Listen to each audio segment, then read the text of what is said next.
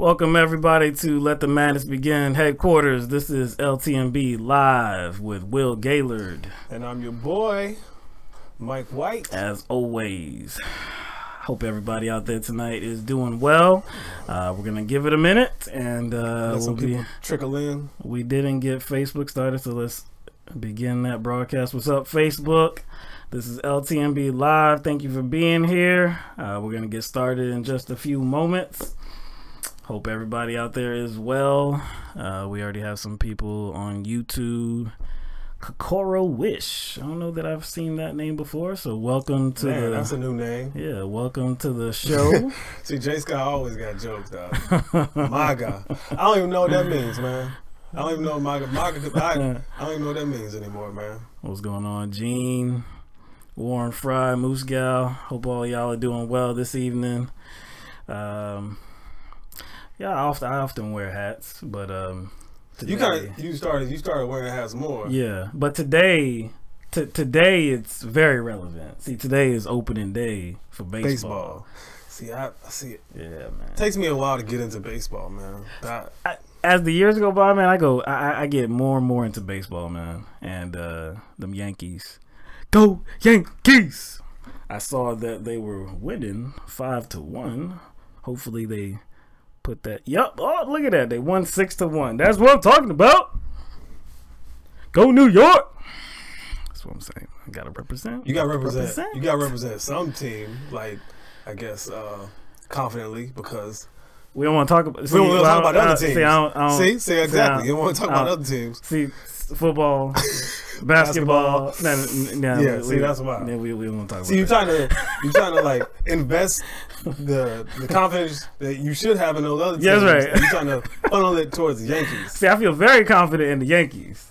It's all like it's very fake when it comes to the Nets and the Jets, man. It's very fake. But that's what I'm talking about. Go Cubs. I'm not against the Cubs. I saw Moose Gal. Yeah, you know, Chicago. Yeah, Illinois. I'm not against the Cubs. I saw a little bit of the game earlier today. I think Rizzo hit a home run. Okay. I like the Cubs. But see, they won a championship. What was that? 2 years ago. So it's time for the Yankees to get another one. Number 29. That's what I want to see. Minnesota Twins. They might be on the. They kind of surprised people last year. They did fairly well last year. So we'll see. I'm still saying go Yankees. What's going on, Linda? Stevie Evie in the house again. We got Evan on Facebook. That's right. So I don't know. Nothing. Is anything like eventful going on tonight? Nothing. I don't think anything eventful. My kids are at an Easter egg hunt. Easter egg hunt? Yeah, that's the only eventful thing that I know about that's going on. That's it. Eventful.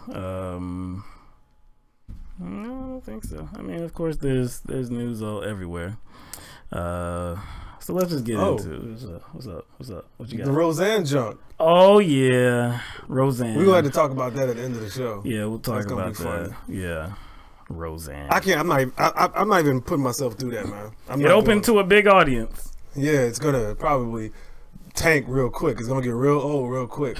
It may. Just from what I heard, I might check it out, but I'm just not. Yeah, I'm not in the right mindset to watch it because I did watch her Jimmy Kimmel segment, and she is certifiably ignorant. Like I'll be giving her a compliment if I described her political commentary as cringeworthy. So it's worse than that. It's worse. All right, so let's get on with it. I'm sure some more people will get onto the show as we go on, but let's go. What's up, Diesel? All right. So there's been another shakeup in the Donald Trump administration. Veterans Affairs Secretary David Shulkin was the lone cabinet holdover from the Obama administration, and he is now out of a job. President Trump has fired Shulkin. He fired him on Wednesday. So, another one bites the dust. Another one. And then, it just keeps going. It just keeps going, man. This revolving door. Yeah, it's. I think I was saying that it was monthly, but yeah, it's like yeah. Well, I mean, a few times a week it looks like. He's a job creator. Well, he's a job recycler. Creator. He's a job recycler. Whatever, however you want to see it, dude. You could word it however you want to try to not give him props, but he is creating jobs. Yeah, I guess so. He's firing people too. But anyway, this had been Shulkin's job had been. It had been questioned for several weeks, and this goes back to February, I believe, when the VA's Inspector General released a report that seemed to detail that Shulkin, on a trip to Europe over the summer, spent most of his time sightseeing rather than conducting official business. During that time, he also accepted some tickets to Wimbledon, and he also allowed his wife to come through the use of changing the email or something like that. I don't really know exactly about what that's about, but his wife came along. After that report came out, Shulkin did say that he would kind of refund that money. He kind of pay back that money for the trip for his wife's part, and offered the money for the Wimbledon tickets as well, even though it didn't come from the VA's budget. It was just a gift. Now it could be improper, but still he did offer to to pay back that amount of money. We all know that's bullshit. We all know that's a very small transgression based on some other activities that have already gone on with some of Trump's other picks. I think they're just using that reason to get rid of him. Because that just seems like a very small transgression, considering just a few weeks ago, Ben Carson spent $31,000 on some furniture. You see what I'm saying? Or your boy, what was it, Pruitt, taking all those private jets when he didn't have to. Right. You know what I'm saying? So it just seems as if they're just using this as an excuse. And most likely the real reason why they want to get rid of him is not because he's some sort of Obama holdover and he's not. You know what I'm saying? He has an issue with, ethics. It's probably because he doesn't want to privatize the VA. Aha. Because his job was actually looked at as one of the safest. Trump had said that he would never use those words, "you're fired." He would never have to use those words, "you're fired," as it relates to Shulkin. But this was months earlier. Shulkin often accompanied him to these rooms when he was announcing some new announcements that the administration, some policy changes or something like that. Shulkin I don't believe he has any political party. He's not registered to a political party. He's independent. So yeah, he was the lone Obama holdover, but now he is up and out of there. And like you said, he is a voice that has said that he is against privatizing the VA. So again, what is the recourse as far as who replaces him? You got to get somebody in there that most likely just going to have no experience. You know what I'm saying? That's usually what happens, and that's what happened in this case too. So the man that is replacing him is the White House physician, Admiral Randy Jackson. Jackson has served as the president's physician since 2013, or he has served as the president, whoever's in office, the physician since 2013. So he was there under Barack Obama as well. I believe it was last year when there was some talk about Trump's fitness. He had said that he's in great condition. He examined him. He's perfect condition. Perfect condition. Like he is if we build him, you know what I'm saying? Can't build him better, right? Build him better. You know what I'm saying? But this is a man that has no experience. He has no management experience. He has no experience running a large organization. But Trump seems to be confident in his abilities. He said that he, quote, is highly trained and qualified. Also said that Jackson, quote, has seen firsthand the tremendous sacrifice our veterans make. that doesn't mean you're qualified for the job. And most, I mean, that means first nothing. of all, like firsthand experience of what veterans go through, that's pretty broad, because you can be in your house. You can be in your house and see that. You can also be in the military yourself. You know what I'm saying? Doesn't qualify you to lead the VA, because I mean, he has no real experience managing a large bureaucracy or like a huge budget. That's my thing. Right. And it just seems as if it's one of those situations again where they just get a blank slate in there to act as like a yes man. Right. You know what I'm saying? So he's not going to question anything.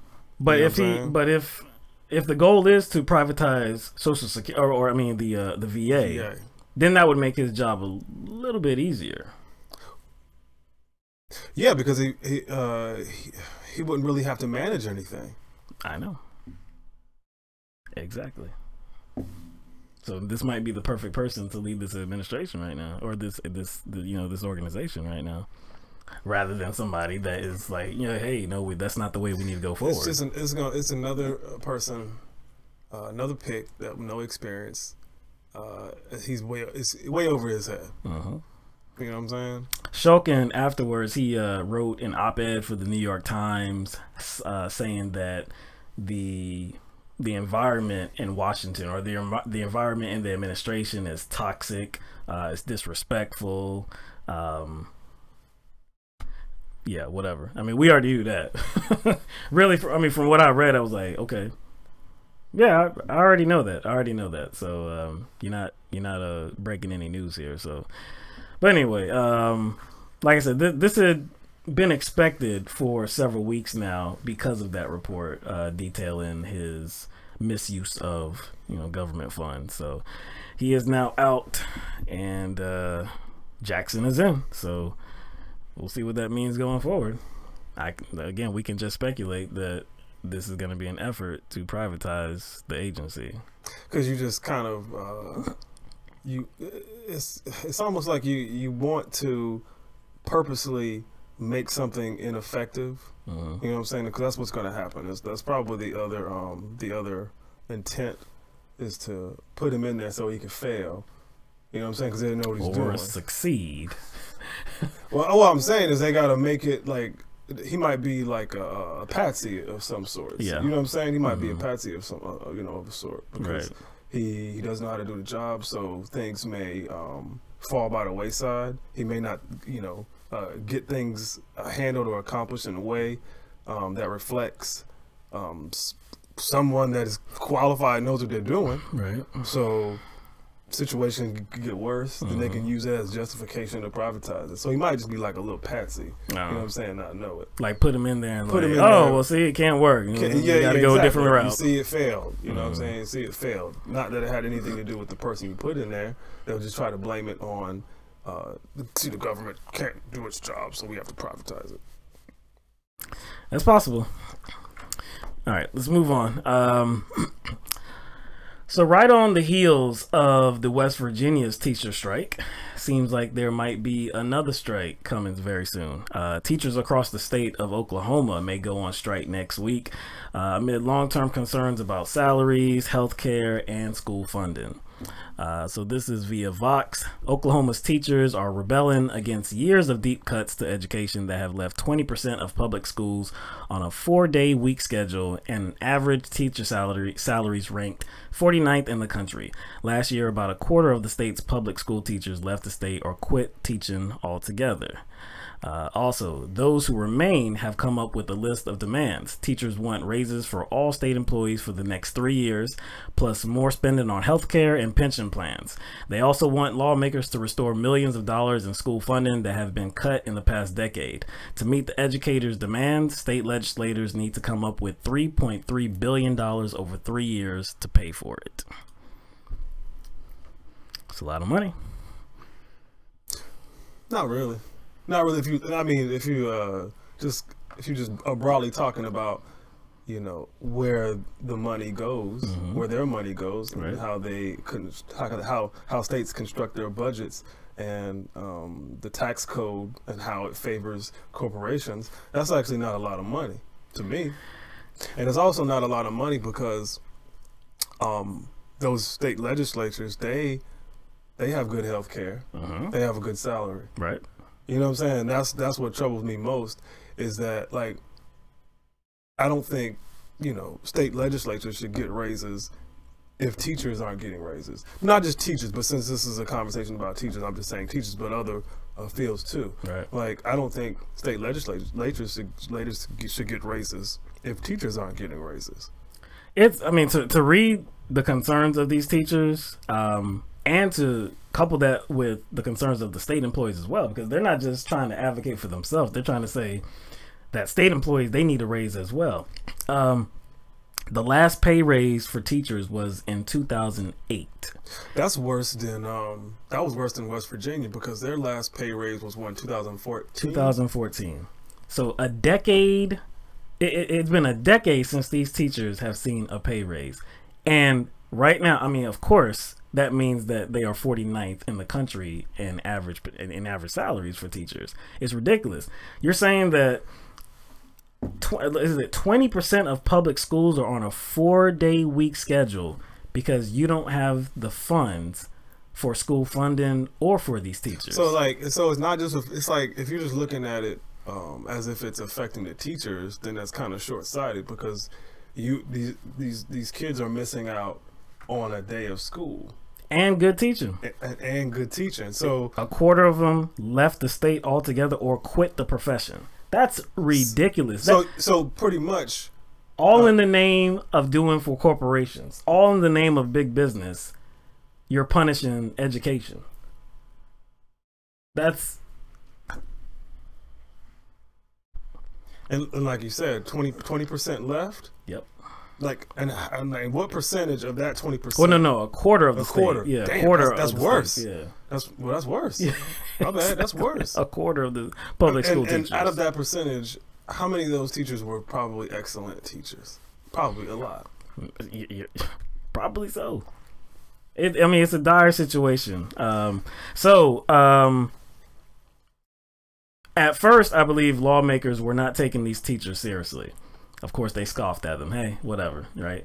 But now, these teachers are saying that if something doesn't get done by Monday, we are going on strike. And that means all the teachers, all the public school teachers, and some state employees. I don't know if all the state employees, but I know there are several state employees that are saying, we got their back. I mean, this is about all of us, because they want $3.3 billion for every state employee in the state. Okay, so they're planning on a rally at the Capitol in in Oklahoma on Monday if the lawmakers don't get this done. So far, they're taking it seriously now, or I guess it looks like they're taking it more seriously. They passed a bill on Wednesday night, and it would raise taxes on cigarette sales, oil production, and diesel. And this is meant to pay for the raises, but it's only going to it's still only going to give them about $447 million for teacher pay. That's a lot less than the $3.3 billion that the teachers and state employees are demanding. So they have shot down this proposal, even though Governor Mary Fallin is expected to sign the bill today. I don't know. It seems like the only logical reason to not fund education adequately is because you don't value education. You know what I'm saying? That seems like the only logical reason. Or you want the education, our institution of education, to fail. Well, okay. Well, think about it. It doesn't even have to be that sinister, even though it probably is. But it doesn't even have to be that, because they could just prioritize something more, like corporate tax businesses. cuts. Yeah, corporate tax cuts, big business. Or not just the tax cuts. They can tax them more, make them pay their fair share. Mm-hmm. Now, you said they may not value education, right? Okay, the people that come out of these public schools and grow up and they get jobs and they're part of the economy, what kind of work are they gonna fine. They're most likely going to find work that can support themselves. They can support themselves. But what I'm saying is that most of these kids at these public schools are going to grow up to work for somebody else, right? Now, in private schools, they're taught that they're supposed to be the ones who are at the top of the chain. The leaders, the CEOs, the business leaders, entrepreneurs, the CEOs, yes. Yeah. So maybe, like I said, it's not about education per se. It's just about public school education. You mean it's just like it's almost like they're purposely trying to ensure that there's underclass available? Is that what you're saying? I mean, but that is sinister, though. You said it might not be sinister. My bad. And then you went on to describe something sinister. My bad. Hey, man, it might not be sinister, but it's sinister. You're right. You got me. All right, but you know, this is just like what we talked about in West Virginia, because after years of doing for big business and cutting taxes, they had no money left to pay these teachers. So the same thing is applicable in Oklahoma.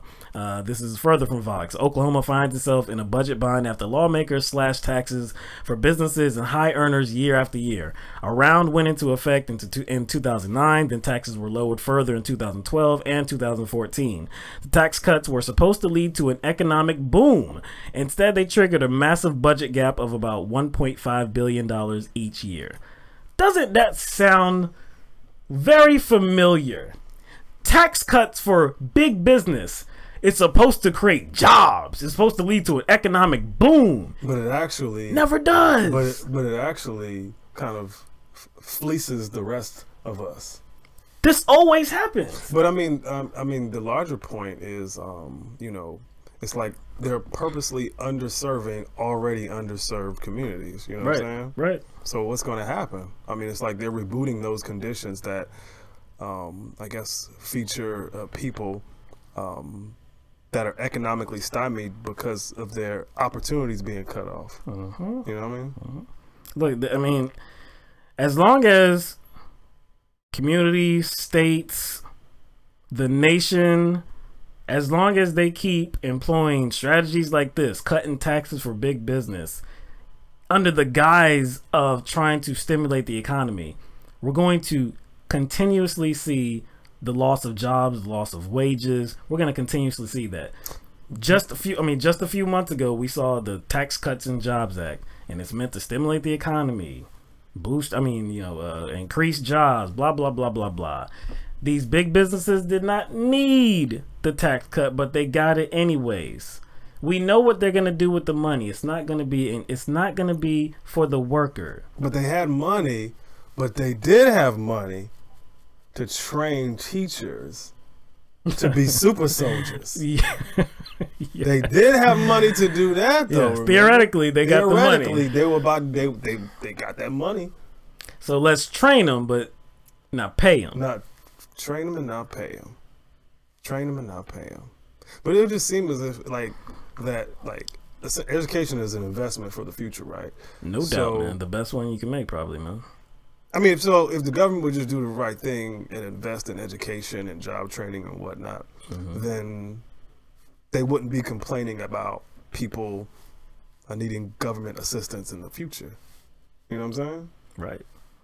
Again, yeah, like you said, if you actually educate your youth, if you actually provide what our youth needs in terms of a solid education, get them to a higher learning facility so that they can get even more education. And of course, we're saying education. It doesn't have to be like that. It doesn't have to be like the intellectually driven, right? Academic process. That's why I say job training, because like a lot of school districts now, they have like the alternative school where they're learning like job skills. You know what I'm saying? Because everybody's not geared towards, I guess a 4-year institution. Right. Everybody's not everybody.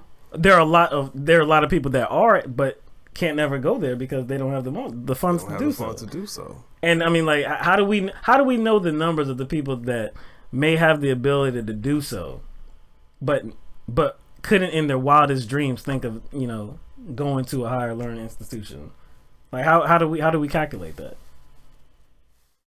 I don't know if we can.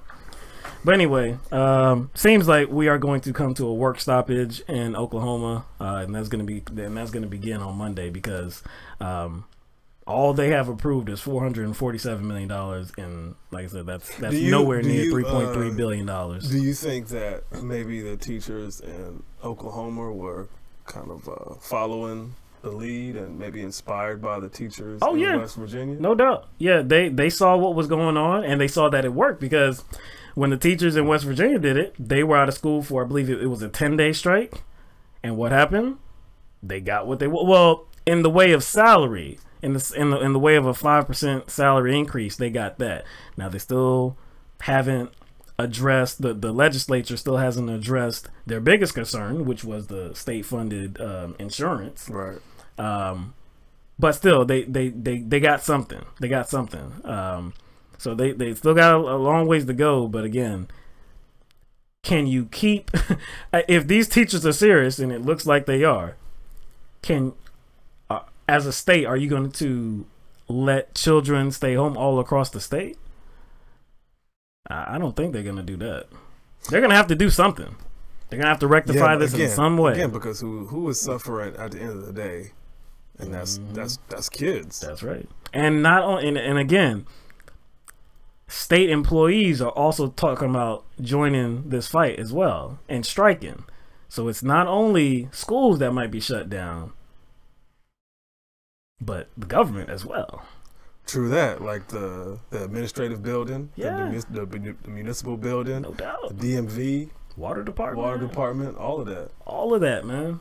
So this is we could come to a crisis in Oklahoma if these legislators don't get off their ass and actually do something. It's unforgivable that the last pay raise they had was 2008, and they are now sitting at 49th in the country in average wages for teachers.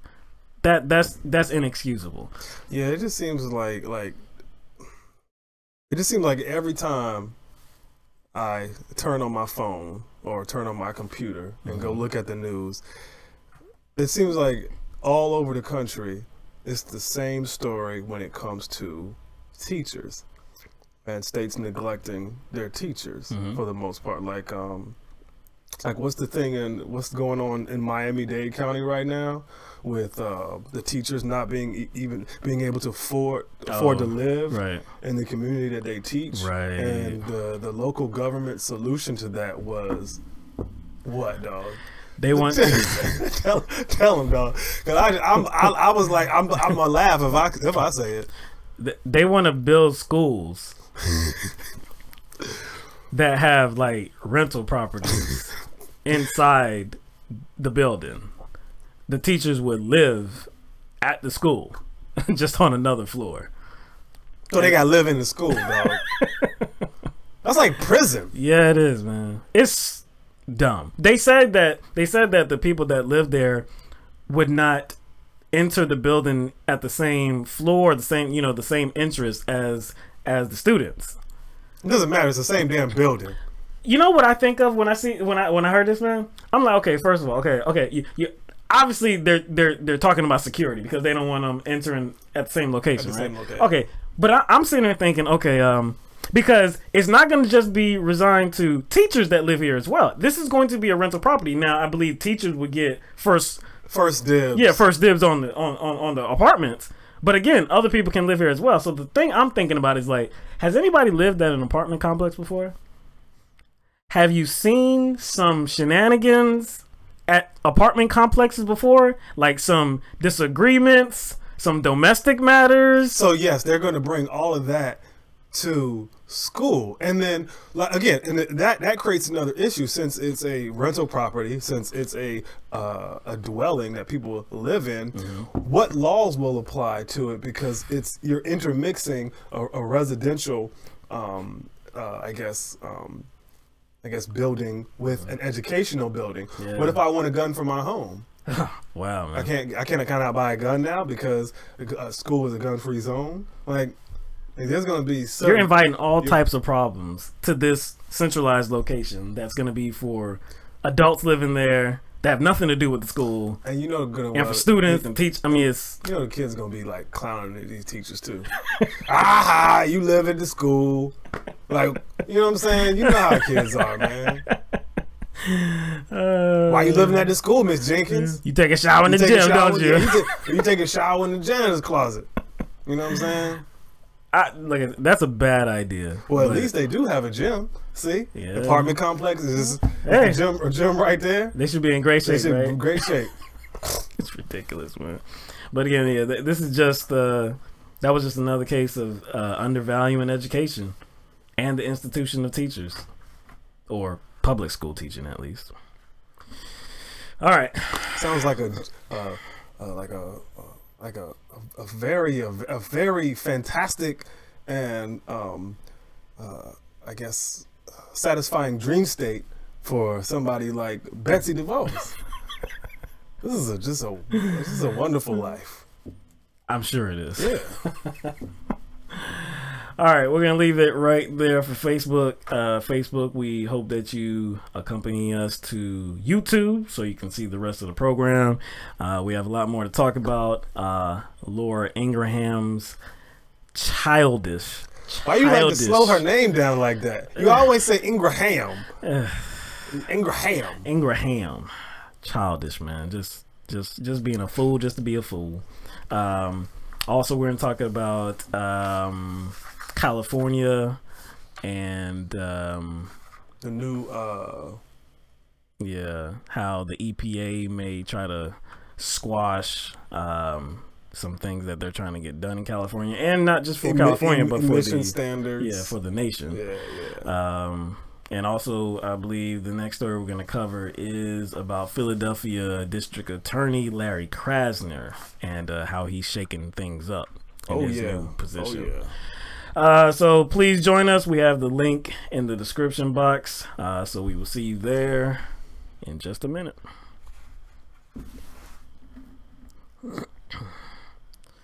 All right. All right, now to YouTube, our main chick, YouTube.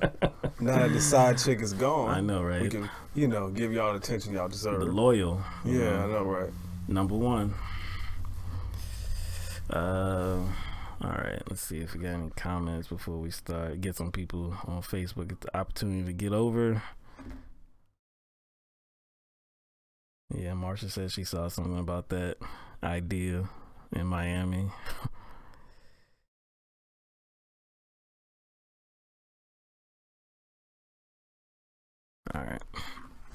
All right. So let's go to Krasner. All right. So longtime civil rights attorney Larry Krasner became Philadelphia's district attorney after winning the election this past November, and vowed to implement sweeping changes that would promote criminal justice reform and combat mass incarceration.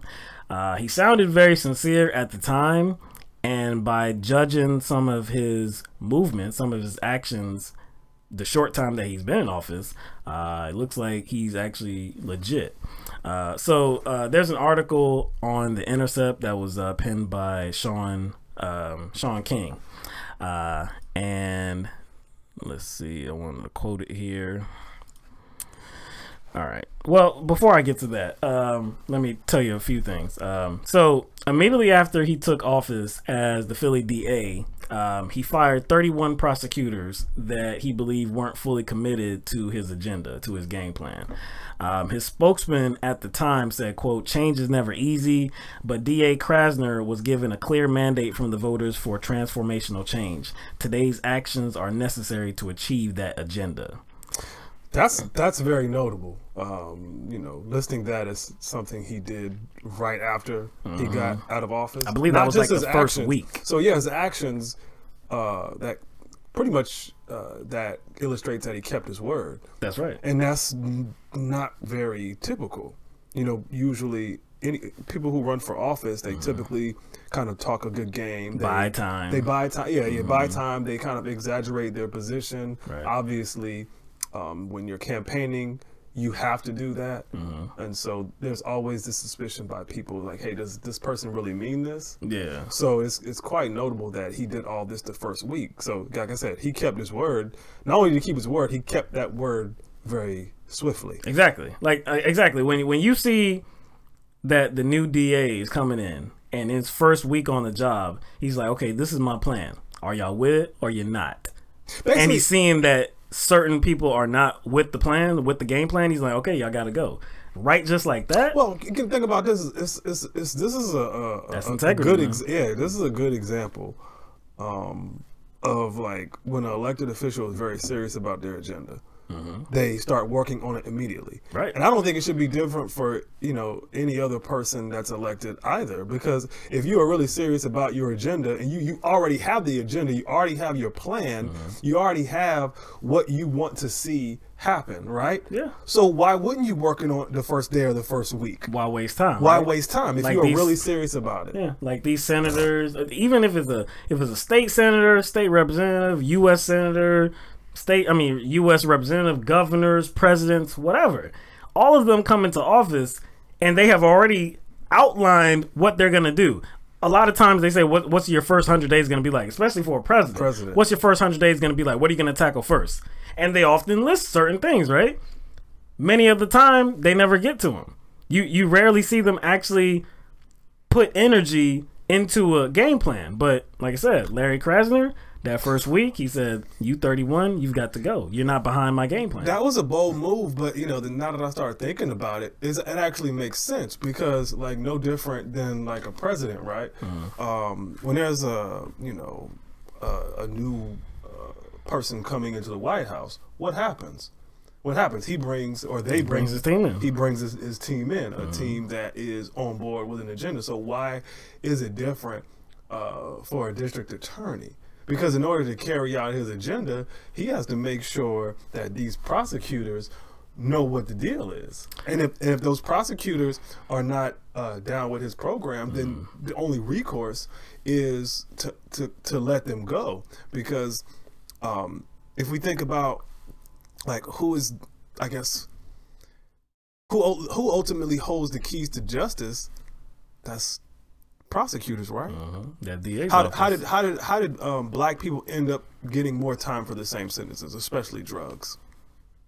That'll be the work of the prosecutors office. Who refuses to indict police officers when they clearly have killed somebody or abused their power? Right. Who is that? Right. So like, who is the gatekeeper that funnels all these people into private prisons? So see, the difference in this case though is that it's not often that a district attorney can be described as a progressive and wants to radically change, the criminal justice system. Because usually district attorneys are like arm in arm, hand in hand, tied to hip with the private prison industry. That's right, and law enforcement. Right. So in the article, Sean King writes. Next, Krasner obeyed a court order to release a list of 29 officers from Philadelphia Police Department that were on a, quote, do not call list, meaning that they were so tainted that they would be considered unreliable as witnesses. The police officers on the list had either been charged with crimes or found responsible for misconduct in internal police probes conducted by the department's board of inquiry. Among the offenses, according to the Philadelphia Inquirer, the police officers had lied to their fellow investigators, filed false reports, used excessive force, driven drunk, and burgled. That joke, I had to giggle a little bit because he used the word burgled. Burgled. But I mean, like, the reasons why he let them go were reasons that even sports organizations would let professional athletes go, like drunk driving with theft and burglary. So if professional athletes are held to that kind of standard and it's just football, then why not hold police officers, civil servants who have an extreme amount of power to that same level of accountability? At least it just makes sense to me. I'm sure, like we just said, usually the DA's office is hand in hand with law enforcement. So I'm sure I'm 99.9% sure that the previous DA would have fought that court order and not released that list of individuals, that list of officers that are so distrustful. Yeah, and that's why they have to be a part of the criminal justice reform and criminal justice corruption conversation. So many times they get left out. Mm-hmm. So many times, I guess the sheer, visual distaste you have when you see people getting abused by cops. Because you see it, it gets more attention. But the prosecutors, they do all their work behind the scenes. So we don't have our eyes on it, so they kind of don't become a part of the conversation as much as they should be. So that's not all with Larry Krasner. It was a couple weeks ago that a 5-page document was publicized, became public, and this document revealed new policies that Krasner is implementing. So among those, Krasner is instructing prosecutors to stop prosecuting marijuana possession no matter the weight, and to stop charging those with marijuana with paraphernalia crimes. That's huge. And I think that's the one that people tended to focus on, because that's kind of the conversation that is kind of dominating, the discourse. But the other thing that kind of opened my eyes was the whole sex worker thing. Right. Okay, so yeah, on this one, Sean King writes, next, Krasner instructed his prosecutors to stop charging sex workers that have fewer than 3 convictions with any crime, and drop all current cases against sex workers who also fit that description. All sex workers with 3 or more convictions are to be referred to Dawn Court, a special diversionary program created in 2010 specifically for sex workers with repeat offenses, the first of its kind in the nation. So again, that is huge. And that court is considered a problem-solving court. So it examines those who go through that program, the diversionary program, and kind of seeks to counsel them on some other life matters that usually they are going through. Usually people who are in the position that they are in go through, like mental health and drug use. You know what I'm saying? Look, I'm against I'm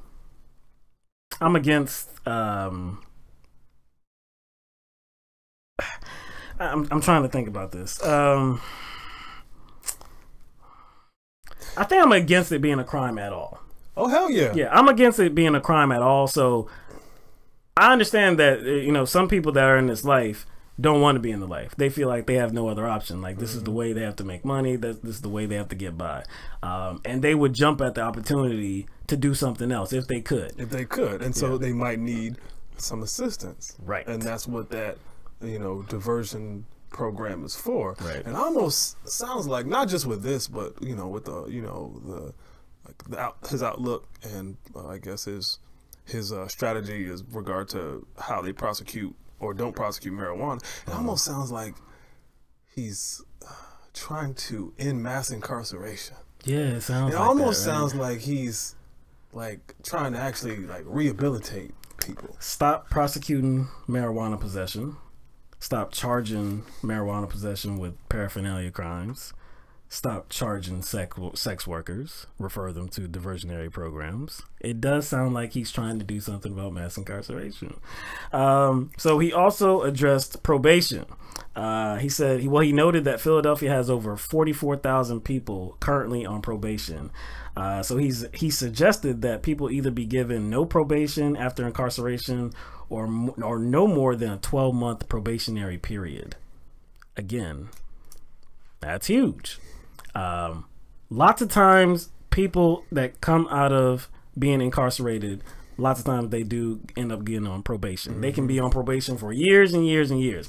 Oftentimes these people have non-violent criminal convictions. And then if they even do, sometimes all they have to do is something very small to violate that probation. And a lot of times, it's marijuana possession. That's right. And then what does that happen? A lot of times that gets them right back into jail, or prolongs their probation even further. I think that those two things are coupled: the whole probation thing and then not prosecuting on marijuana. It keeps them in the system. It keeps them in the system, and you have a hold on this person. It's like they're still in prison. And then actually it's going to save money as well, because now you don't have all these probation officers assigned to people. That's right. Because how can you manage 44,000 people on probation?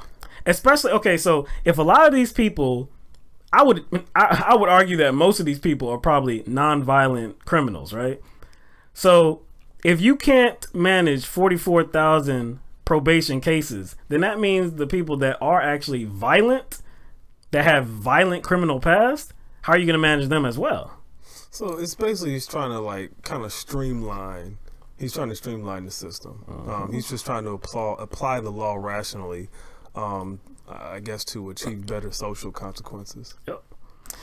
So on sentencing, Krasner instructed his prosecutors to now add up and justify the exact cost of every single person sentenced to a crime in Philadelphia, stating that the city is currently spending an astounding $360 million per year to jail around just 6,000 people. Krasner then gave examples of all the things that such money could be doing in the city currently, stating that it costs between $42,000 and $60,000 per year to incarcerate a person. He reminded the prosecutors that the average total family income of a person in the city was just $41,000. The annual cost of incarceration, Krasner reminded his prosecutors, was currently more per year than the beginning salary of teachers, police officers, firefighters, social workers, addiction counselors, and even prosecutors in his office. Seems like the amount of money, that's going to be saved can be funneled elsewhere. We often talk about that as it relates to settlements, that these in cases of police brutality, or in the case that somebody got unjustifiably shot by a police officer and killed, the family gets a settlement. And we often talk about that money, what could it do for that community, that city, that state? It could go towards education or insurance or infrastructure. I mean, building whatever. Roads, building bridges, building, repairing bridges, and roads. Raising pay, right? It could do a lot of things. So again, Krasner is pointing out that it makes no sense to jail all these people when you when you really understand how much it costs to do so. You got to think twice. I wonder how much the city's premiums will go down, because they have to pay. That's where the payouts come from, because they have to pay that insurance, and that's where these payments come from. I'm wondering if along with all these changes, or as a consequence to these changes, the city's insurance rate will go down. You know what I'm saying? Because they have to pay premiums. You know what I'm saying? Right. Again, this is revolutionary stuff. He also instructed prosecutors to stop offering plea deals at the top range of sentencing. He instead wants prosecutors to start negotiating with lawyers, with these defendants, at the bottom level of sentencing. And in cases where I think 24 months or less is available for sentencing, he's instructing them to use instead house arrest or a diversionary program instead of incarceration.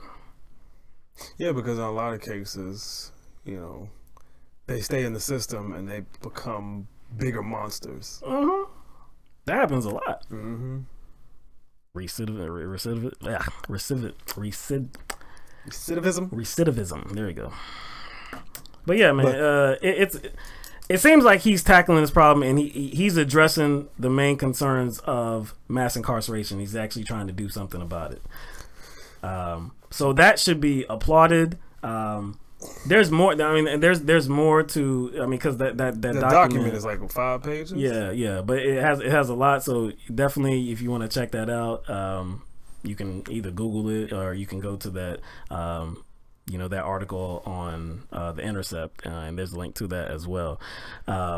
But like I said, he's really trying to do something about mass incarceration, and like I said, I applaud that wholeheartedly. I will say though, I'm a little uneasy because he's probably creating a lot of enemies. So he might want to get he might want to get some protection, some security, or something or something, because he's creating a lot of enemies who have a lot of connections. And it's not like this is just one provision. The first one that we talked about with marijuana, that would create enough enemies in and of itself. In and of itself, yeah. So not just getting rid of 31 prosecutors and firing those officers. Right. Right. Essentially, his kind of new policy approach, it will create enemies.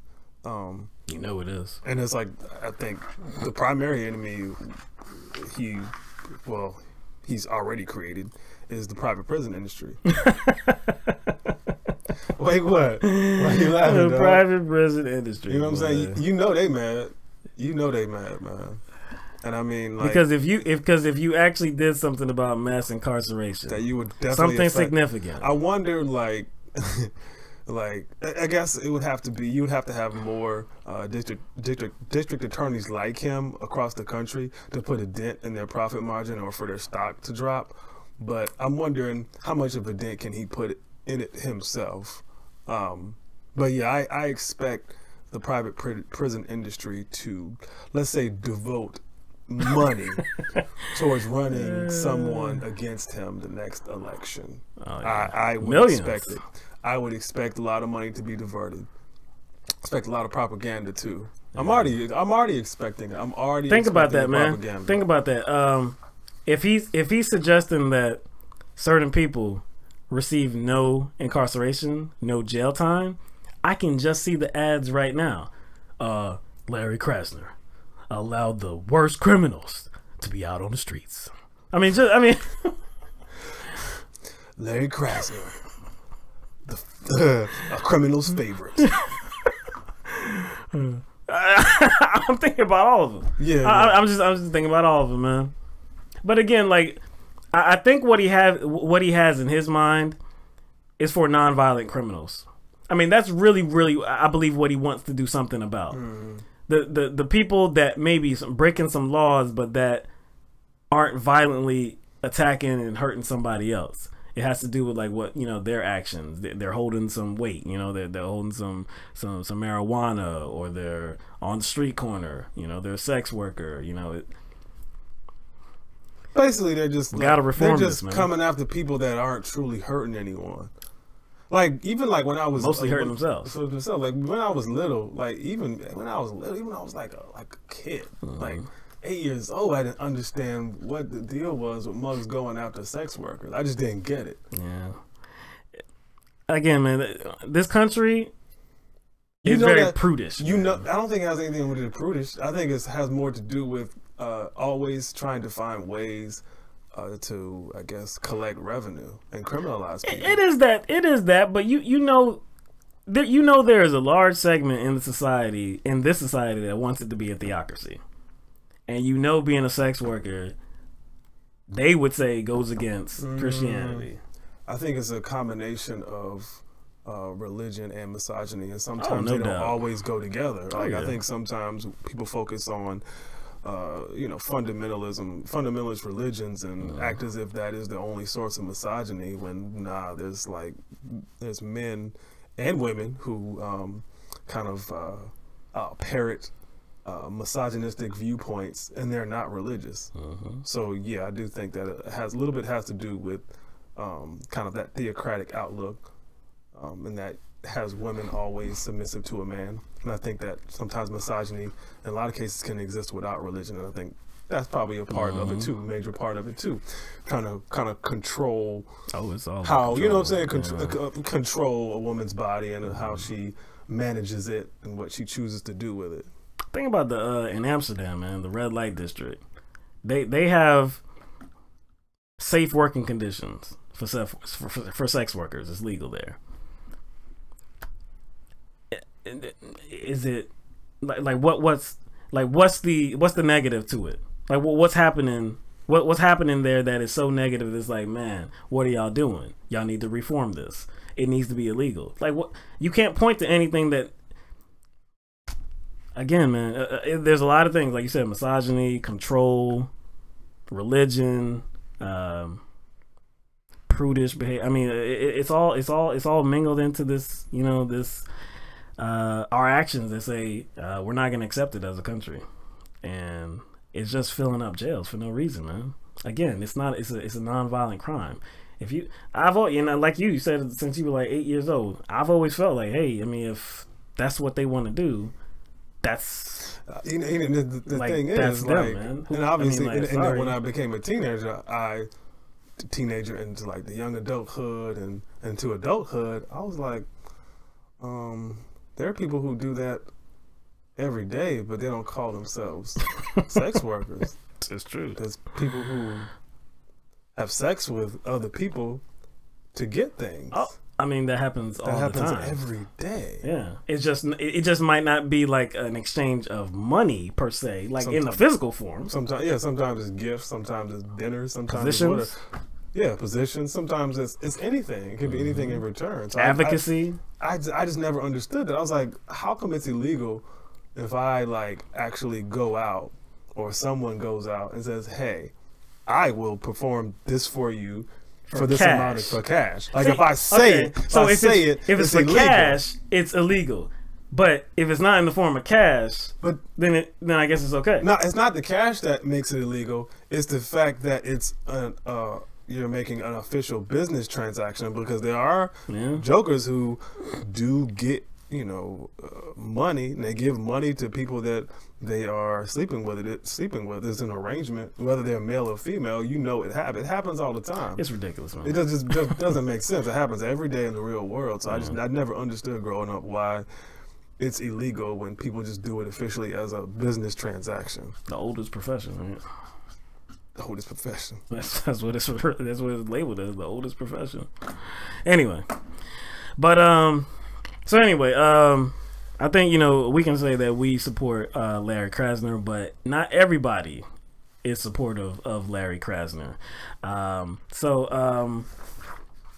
Back in 2015, Sergeant Robert Wilson III was shot and killed by two would-be robbers at a GameStop in Philadelphia. Sergeant Wilson was in the store trying to buy a video game for his son when these two men named Carlton Hips and Ramon Williams walked in hoping to rob the store. So when they entered the store, they saw the officer in uniform and started firing. And they shot him a number of times. I believe Sergeant Wilson, he shot back. I don't think he hit any of them, but anyways, the bullets that he took, ended his life. So the incident was captured on surveillance video, and they were captured not far away from the scene, just not too long after that. So Sergeant Wilson's family and the police want a death penalty trial for these two men, but the new DA, Larry Krasner, campaigned on never seeking capital punishment. So, there's a little bit of conflict. There's some conflict there. There's some conflict. Yeah. So he met with the family, and I believe he met with the family for about 2 hours or so. And they say that he was kind of dancing around the question of if he was going to seek the death penalty or not. He never actually provided them with a direct answer. So then that caused one of the family members, Sergeant Wilson's sister, who's named Shakira Wilson Burrow, she said, quote, "It feels like he's favoring the criminals. It doesn't seem like he's advocating for the victims." See, condolences to the family, but that's a bit unreasonable.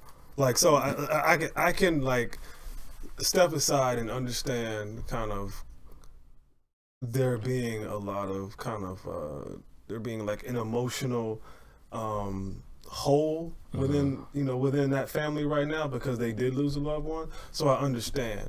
And so anytime we are grieving and anytime we are hurting, we are not the most reasonable sometimes. We're not the most rational.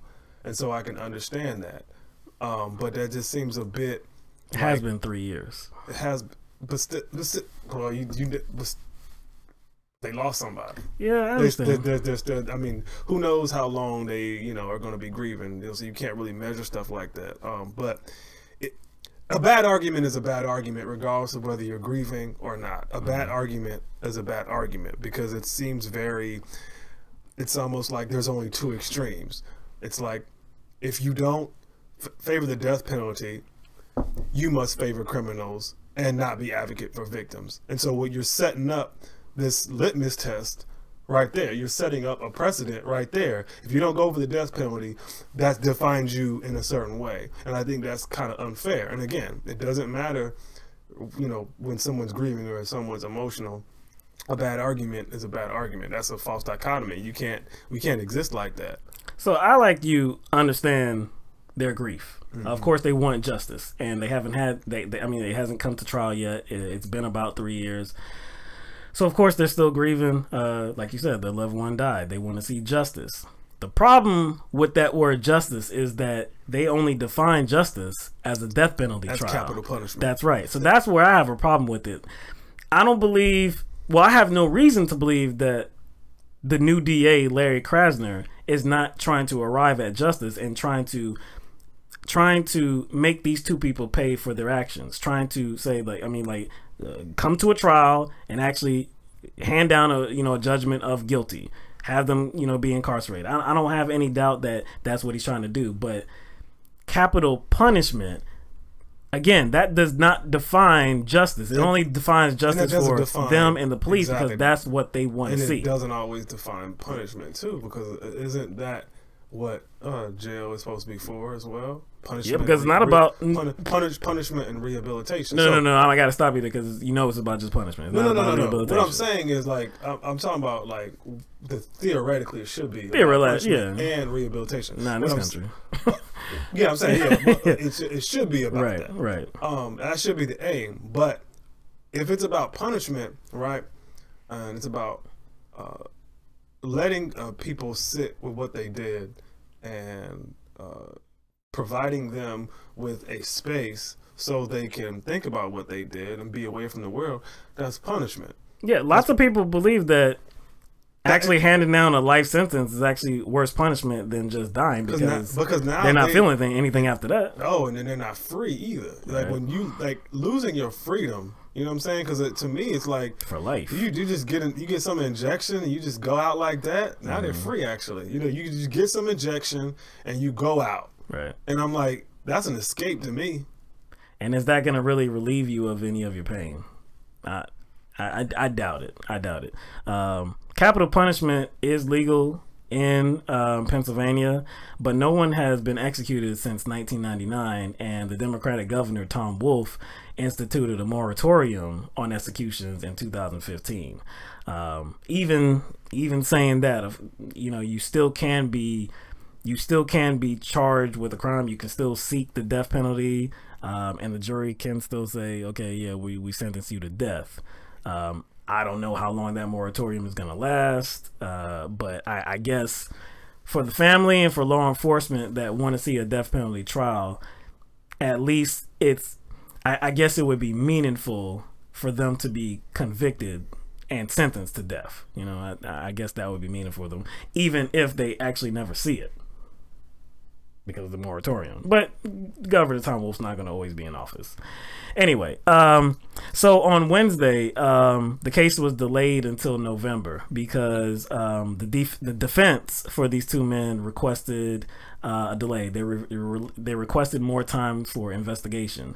Now, the prosecution did not object to this request, and so the judge said, okay, well, it's going to be delayed till November. The family was outraged at the prosecutor's actions, and now they're calling for the state attorney general's office to take over the case. It's not like he's saying that these people should get off. That's the problem. And again, here's my thing. Like, the purpose of kind of changing or implementing a strategy, and that is different from the previous person that was in your position, is to make sure everything, all the I's are dotted and all the T's are crossed, to make sure there's no any implication of railroading or prosecutorial misconduct. You see what I'm saying? So in essence, you have to kind of make sure the justice system and the process they use, I wouldn't say it works for even people who are guilty, but the process is on the up and up, and that's all that's about. Because again, you're not just making sure the system adequately prosecutes people and deals with people who are guilty. You want to create a system that doesn't entrap people who are not guilty. So in order to do that, you have to treat every case carefully. That doesn't mean you have a position in a particular case. It doesn't mean you have some sort of bias for the criminal. You know what I'm saying? It's just that you want to create a situation where nobody can get caught in the system that doesn't need to be. So it might appear as if you're favoring, you know, someone who's guilty. You're favoring a criminal, but I don't think that's the case. You're just trying to create a situation where innocent people don't get caught up. So it may appear as if you're just dragging your feet when it comes to, you know, giving somebody who is guilty punishment. That's so just. I understand their I guess their tiredness, their anger here, because it has been about 3 years and they haven't.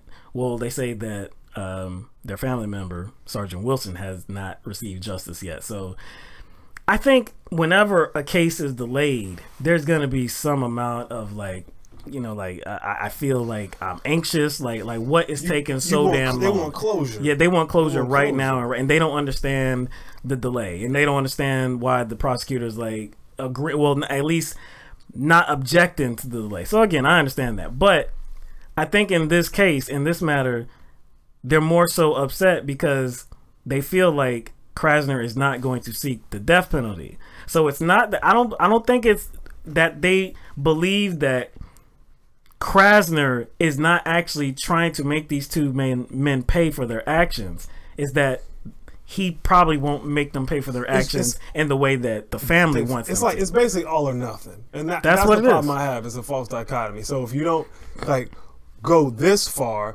it automatically means you're on the other end. That's the issue I have. Now there is concern. Okay, so there is something concerning Krasner. Okay, so one of the attorneys, the attorney that's representing Carlton Hips, his name is Michael Cord. He has a previous relationship with Larry Krasner. While Krasner was campaigning to become the next DA of Philadelphia, Cord was an ally of his, and he actually served on Krasner's transition team as well. Now, that may look improper. Like, to some, that may look improper because if it's somebody, especially if it's somebody that you don't support, that may look improper.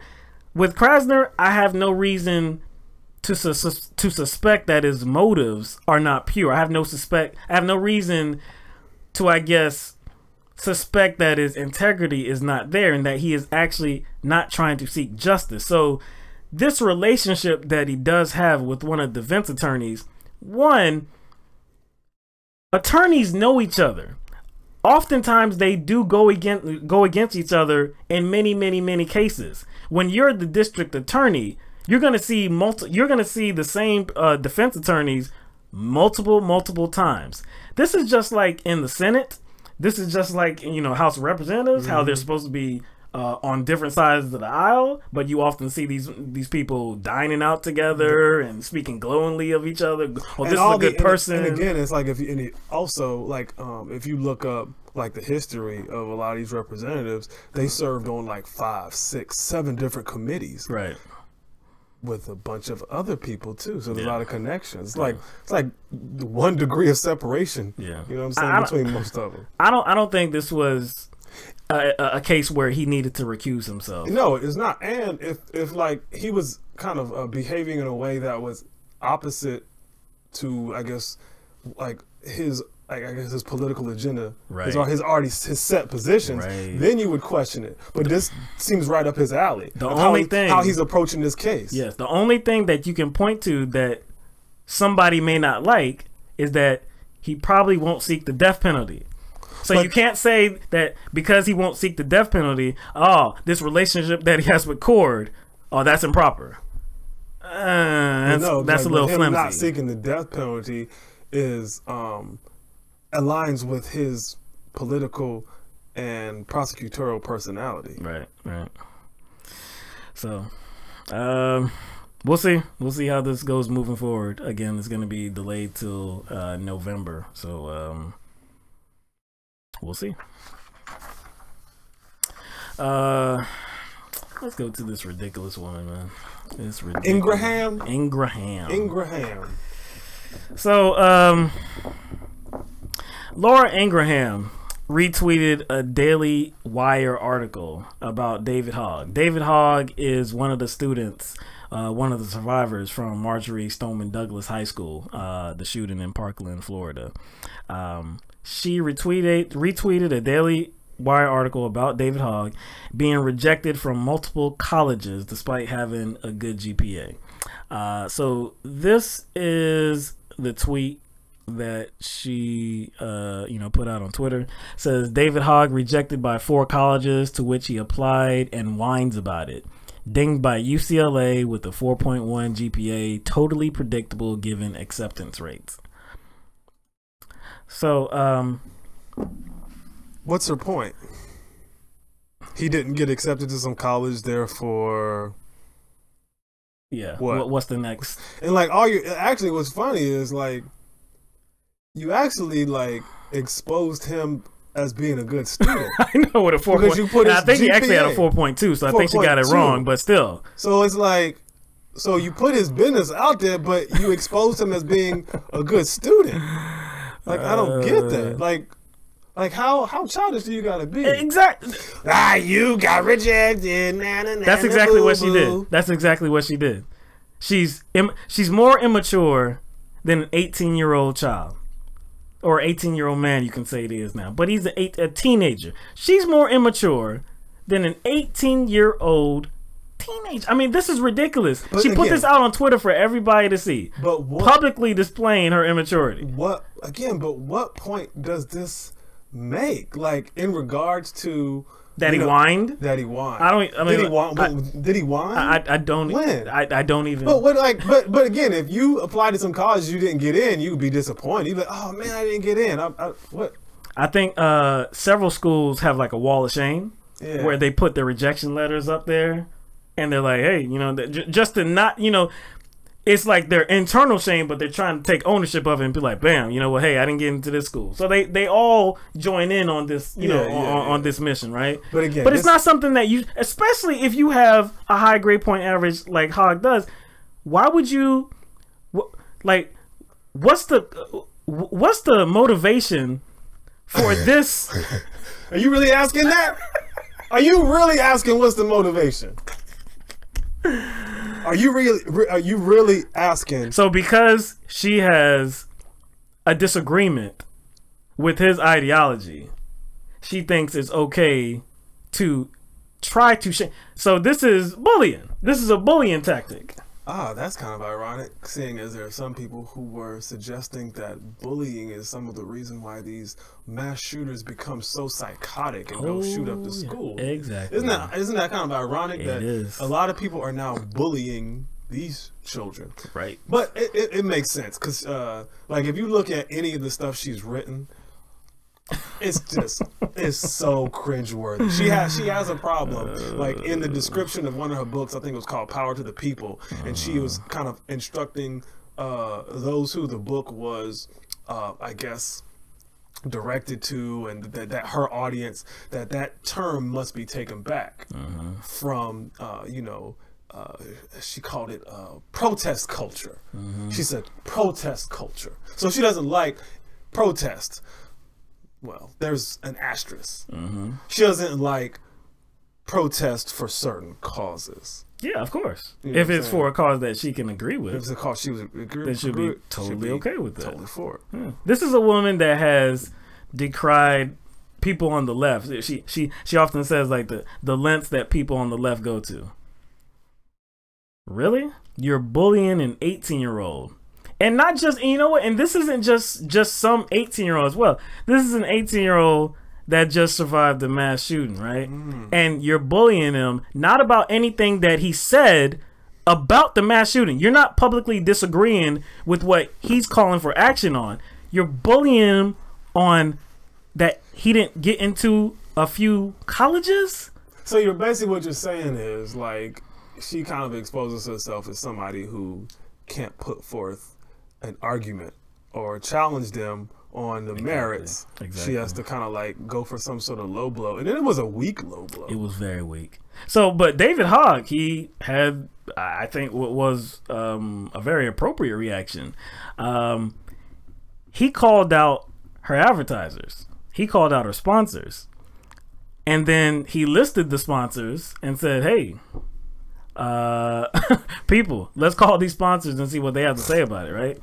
So as of this recording, as of the last thing I saw, there were 3 sponsors that have pulled their advertising from her show. TripAdvisor, pet food brand, the Nutrish, and Wayfair. They all announced that they have cut that cord. We're not sponsoring Laura Ingraham anymore. I just don't get it. There's just an unsettling and irrational vitriol pushed in the direction of these kids. It just doesn't make sense to me. My thing is, it's like people are like being more disrespectful to the survivors and those kids who want their voice to be heard than the actual mass shooter. Now, you know what I'm saying? People just, you know what I'm saying? It just doesn't make any sense to me. But also, see, look, they're not even, it's just, they don't really have any real political power. Yes, they do have a voice, but they truly don't have any political power. So when I say voice, power, though. It's the voice, though, that's sparking the power. So they're having that firm reaction because of that voice, because of that elevating voice now. Because we both said how this is something that we haven't seen, like the I guess the massive support because of this latest think match. About it, though. That's and that's fine, but like voices. She's scared. She's scared, but how are you going to be scared of just voices alone? Because at the end of the day, like I said, it's just interesting how a lot of people seem to be showing them some unsettling and an irrational kind of vitriol. I don't think it is irrational. Not for somebody that believes that the way that she does, because you're saying that I guess just a voice isn't powerful. But voices together are. We talk about how you change things in this country, or change things anywhere, really. To fight against money, you need bodies. You need people together in unison. Oh, I was like talking one voice, right? I was talking about like power in 2 different senses. I was saying, yes, they're exercising their power and they do it in a great way with their voices.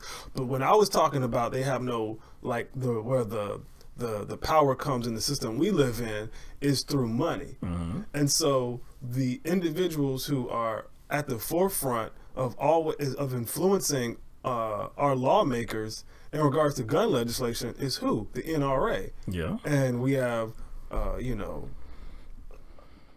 dozens and dozens of politicians receiving money from the NRA. So I just find that funny that a lot of the attention is not going to them. Like the individuals who are the most in power, who influence this conversation. Not influence the conversation, but actually influence policy or lack of policy the most. Like, why? Well, she backs them. Well, she backs the NRA, so she's not gonna point any fingers, or she's not really gonna say anything about the NRA, but that she's supportive of the NRA and the Second Amendment. Right.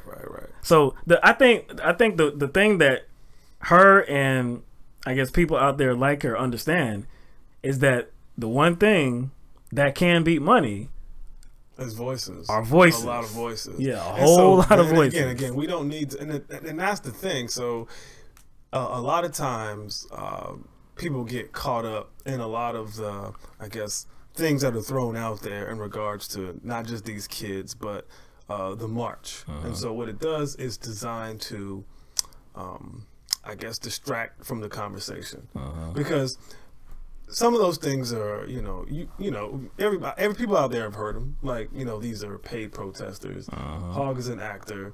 Emma is David's an actor. His name David Hogg? Is it David? Yeah, David Hogg. David and Emma, both of them are actors. This whole thing was a false flag, or they're being paid, whatever. And guess what? Even with all that being true, it should be more about the conversation. The conversation is still relevant. And it still doesn't take, even with all that stuff, even if all that stuff was true, yeah, the conversation is still, the conversation preceded them. Like, they're not interjecting any talking points or any recommendations that haven't already been in the discourse for quite some time. You see what I'm saying? That's why I think it doesn't just make any sense to always throw this stuff out there. Oh, they're paid protesters. I'm like, okay, number one, simply because a political organization participates in setting up logistics does not equate to them being paid to protest. Those are two different things. And I think we kind of went over this the last show. It's like, do not pay attention to political organizations and how they co-opt causes and movements. Don't pay attention to them. Just don't let them control the conversation. They're going to use it as an opportunity to increase their visibility and their party's notoriety. That's all they're doing it for. You can have both conversations. You can accept that and as a reality, but still understand that this is a conversation that needs to be had.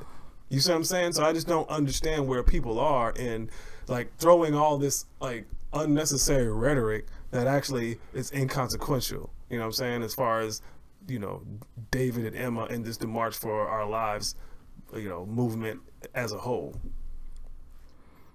You're saying you got an echo. Move your mic away or something. I don't know. Anyway, we can't test that in the stream, so yeah, true that. But anyway, I thought it was interesting. David Hogg's sister Lauren, her response to her brother being bullied online. She put a tweet out that said, and I think we have a screen image of that. Yeah, she put a tweet out that said, "Hey Flotus, my brother is literally getting cyberbullied by Ingraham Angle. Any comments?" Because oh yeah, Melania, the little bullying, the cyberbully, yeah, anti-bullying, right? Any thoughts, Melania? Any thoughts, First Lady Melania Trump? And Ingram spoke at the RNC. Oh, she spoke and she did the thing. She did. She did the thing. I don't believe Melania Trump has responded yet. I don't think she will. She has. Well, she has a lot going on. She has a lot going on. Stormy Daniels, the Playboy model, all of that, But anyway, after it was announced that those three companies had pulled their advertising, Laura Ingraham issued an apology after the advertisers started pulling. See, that's how you know it's not genuine, because she's more concerned with those advertisers. She said, on Twitter, she said, any student should be proud of a 4.2 GPA, including David Hogg. On reflection, in the spirit of Holy Week, I apologize for any upset or hurt my tweet caused him or any of the brave victims of Parkland. For the record, I believe my show was the first to feature David immediately after the horrific shooting, and even noted how poised he was given the tragedy. As always, he's welcome to return to the show anytime for a productive discussion. And then she provided a link to that appearance that he made on her show. Oh yeah, but she makes it sound like she welcomed him. And so when she's talking about he was so poised, you know what she's talking about. She was trying to suggest that it's like he's coached and he's too polished. And if you think about it, like just the whole that whole notion, it actually makes logical sense. Don't you want the most articulate, the people that can make points the best, to be the face and to be the voice? You know what I'm saying? It just doesn't make sense. I think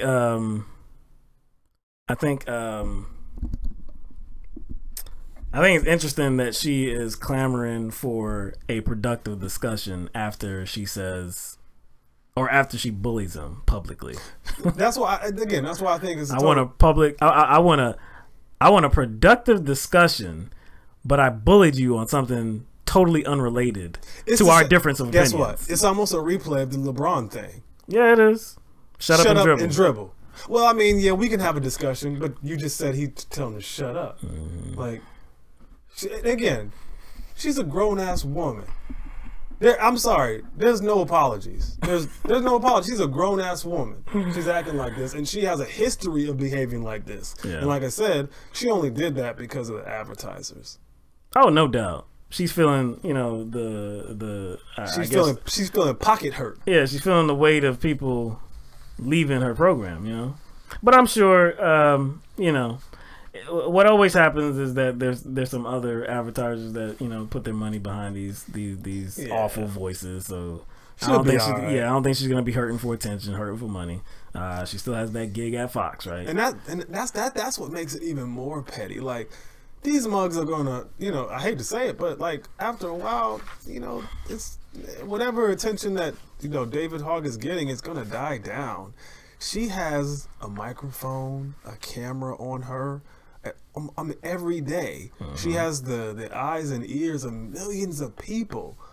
Like, so she is in a position, like, she's in a position to influence a lot of people every day. And she's in the limelight. I don't see why, you know, she's calling somebody else out for getting this shine on. You know what I'm saying? I'm like... She's petty. Yeah, she's petty. She's petty, and she's immature. Let's go to this. Let's go to this pastor. Oh, this is gonna be a funny one. This is one of my favorite dudes, man. This is one of my favorite dudes. Well, it's favorite dudes to laugh at. Yeah. So yeah, we're just coming off the conversation about David Hogg and about the school shooting in Parkland, Florida. There have been a number of different suggestions about how to combat school gun violence specifically.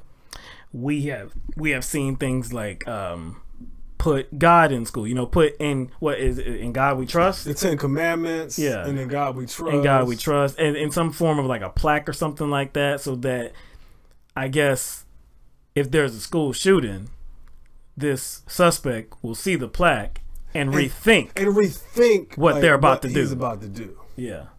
Your boy Rick Santorum, he thinks it should be up to the students to learn CPR. Right.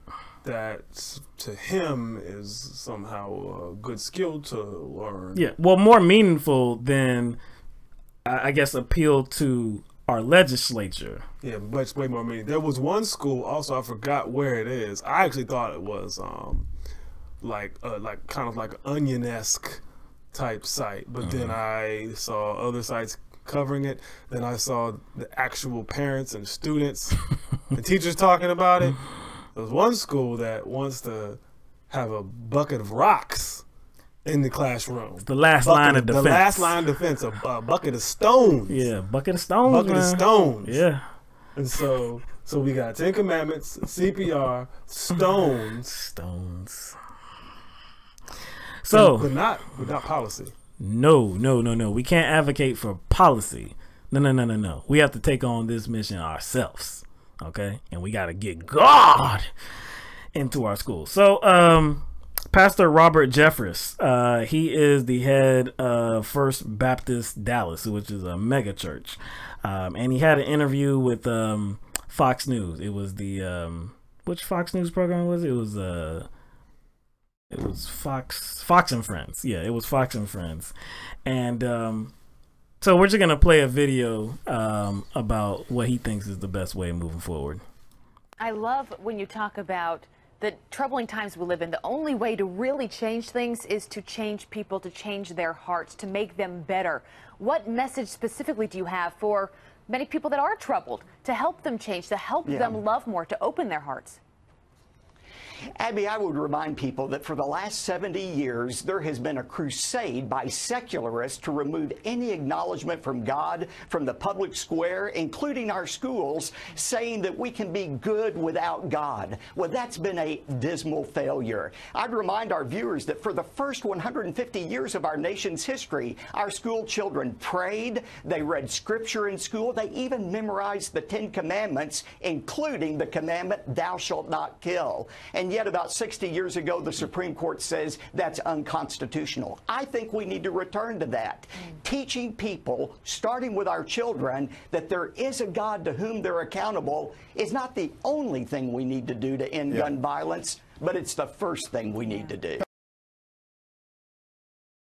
This is Trump's advisor, right? Religious advisor, right? And he's all for Trump, so that usually means he ain't going anywhere. He's loyal to Trump, right? He wants to put he wants to teach the 10 Commandments in school again, and he says that it's been a quote dismal failure, and it's been spearheaded by secularists. He said that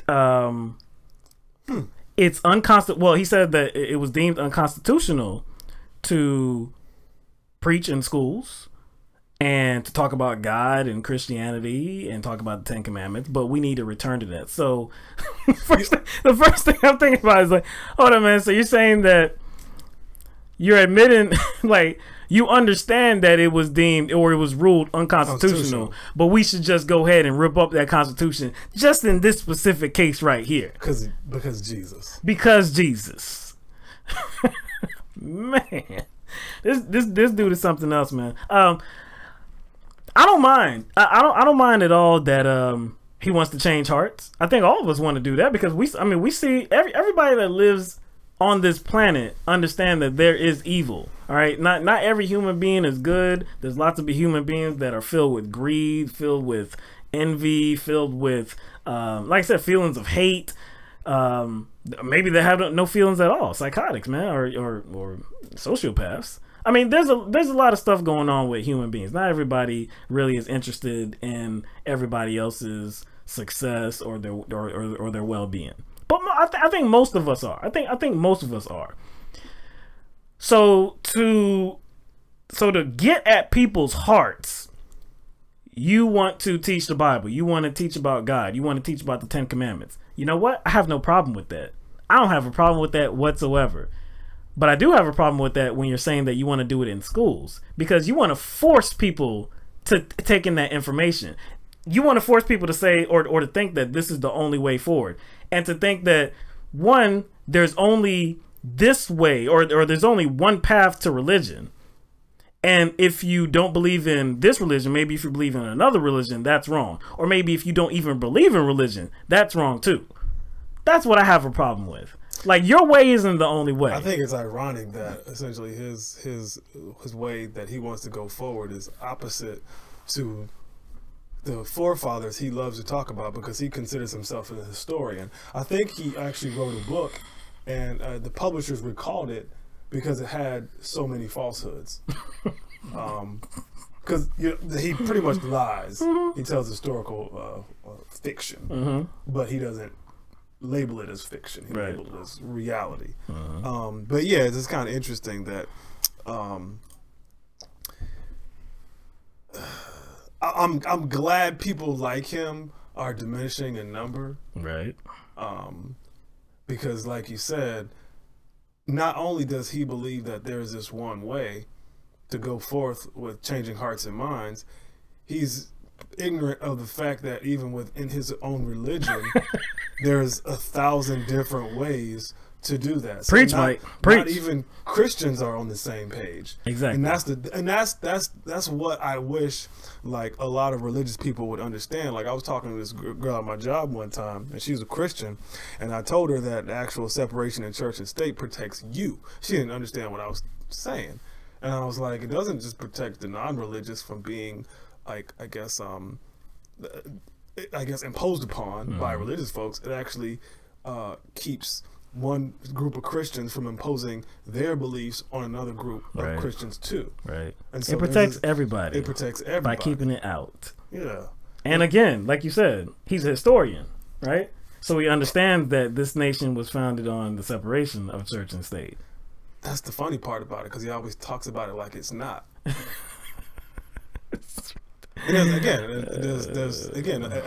and the thing is, if you believe that you can actually change hearts and minds, and you believe that Jesus was the way, and that could kind of bring people to this sense of enlightenment or whatever. If you truly believe that, and you truly believe that you are, I guess, your way is legitimate, you would not have to try to force that. You wouldn't have to try to implement that in an education system that has children in it that cannot, like, I guess, object to it. You see what I'm saying? You're having to force that. That tells me that you don't believe your belief system is actually sound, because you have to force it on the people. But even when him, again, if he's actually trying to change hearts and minds, more power to him.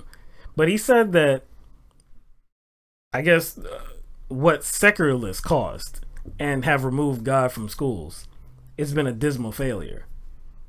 How has it been a dismal failure? Because we do have school shootings? Because we have shootings in movie theaters and shopping malls and elsewhere? That's why it's been a, like, I want to see the stats. Like, what is he actually pointing to that proves that it's been a dismal failure? He's just making it up, man. He's just making it up. There's bad things that have always happened, and actually, like I said the last show, actually crime has gone down. Crime has gone down slowly. Right. He's making it like this has been a smooth ride. This experience as far as the existence of the United States has been this smooth ride. Right. Until God was taken out of the schools. But like, so he's connecting his own dots. See, I think it's like, this is like, to me, I have always seen it like this, but for the most part, I've kind of concluded that it's a matter of projection. So when they say you've taken God out of the schools, what they're really saying that you've taken like our influence out of the school.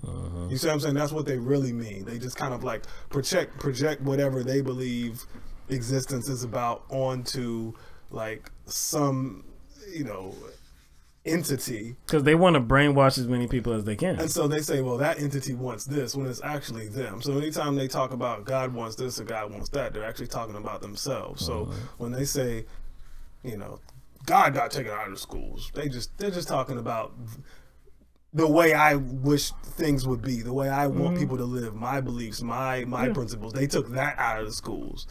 And see, when I say brainwash too, I'm not saying that like Christianity is wrong or religion is wrong. Like, I have my problems with religion. If anybody believes in Christianity, whatever form of it, that's fine. That's totally fine. I have no problem with what a particular individual believes in. But again, this conversation isn't about one particular individual. This isn't about Pastor Robert Jeffress. This is about a mission to impose your will on people, no matter if they believe it or not. You don't want to give them an opportunity to say, no, I don't want this. You just want to impart that on them. And not only that, kind of like using falsehoods as a way to kind of spearhead that kind of belief. You know what I'm saying? Because aren't a lot of these shooters conservative, Republican, and Christian? Most 95% of the domestic terrorism is committed by conservative, Christian, white males. How do you explain that? Wasn't the Christian Knights of the Ku Klux Klan? Well, were they see, Christian? You see, what happened was they didn't get enough education on the Ten Commandments. See, if you didn't take it out of schools, they would have got so many more hours on it. That would have changed their behavior. I see. So just like Moses, they had the tablets. Yes. But they didn't download all the commandments from the cloud. That's correct. That is correct. Okay. We have one more video from this pastor. We know you're a supporter of the president. What message do you have to these people who just bash him nonstop? But what message do you have to the president, your friend, about what he could do to bring the country together? Look, he is doing an exceptional job. He has accomplished more in his first year than any president in history, and President Trump is the most faith-friendly president we've ever had, and that includes Ronald Reagan and George W. Bush. I would tell my friend the president to stay the course, keep moving forward. We love you, and we're proud of you. All right. Oh, my bad.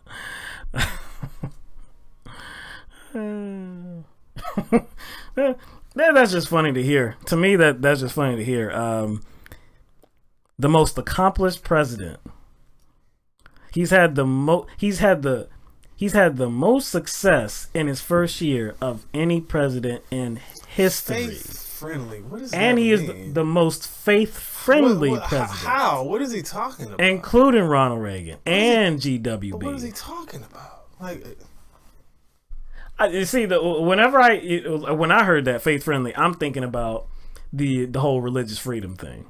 How Trump, the administration is trying to make moves so that health professionals don't have to provide services if it conflicts with their faith, which is, we've talked about that before.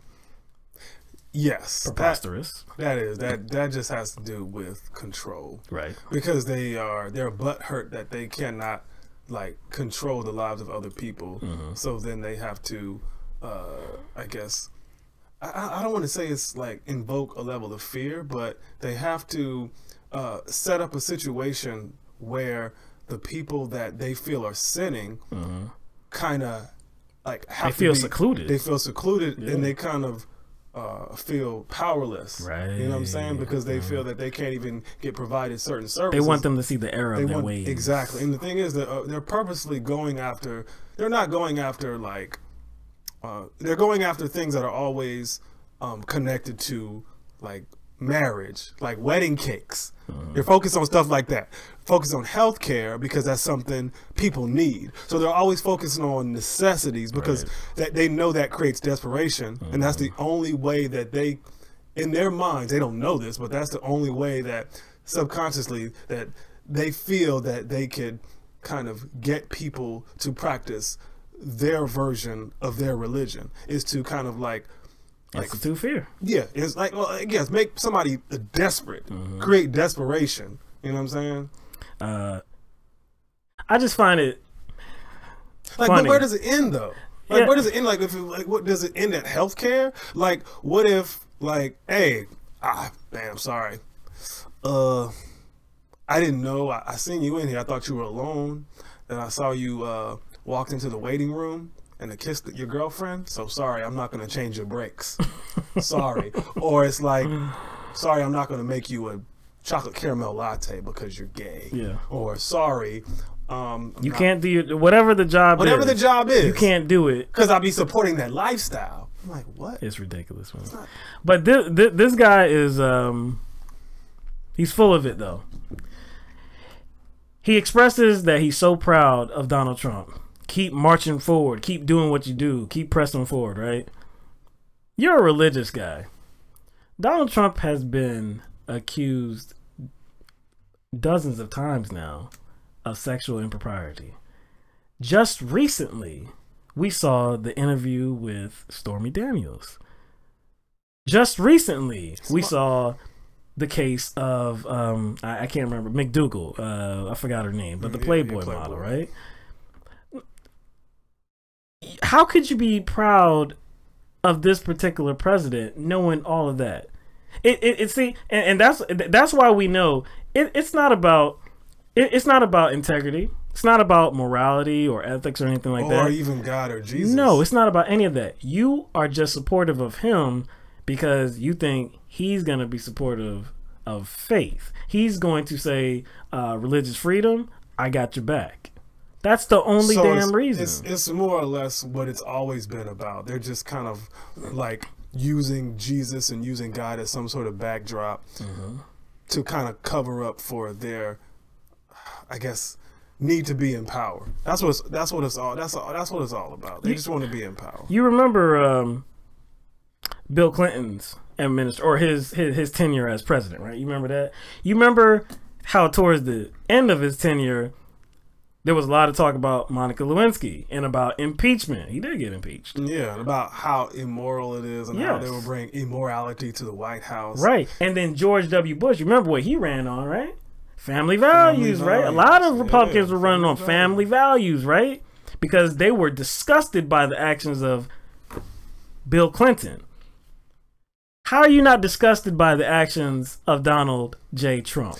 You can look past it. I do think it's a combination of them trying to always seek the best pathway to power, and it's a little bit of white supremacy in there because they're making they're making mad excuses for Donald Trump, even though they kind of classified Barack Obama as the devil. He was evil. That's right. You know what Immediately. Satanic, immediately before he even got there. Yes. So like beyond like the political differences that we have with Barack Obama, or even not even talking about it like Barack Obama as a political figure in his policies, like there's kind of a lot of subtext going on in regard to how people view certain political figures that we do need to discuss that goes beyond policies and politics. And I guess how evangelical Christians have kind of brushed aside, or I won't even say brushed aside because I don't think it's ever been there.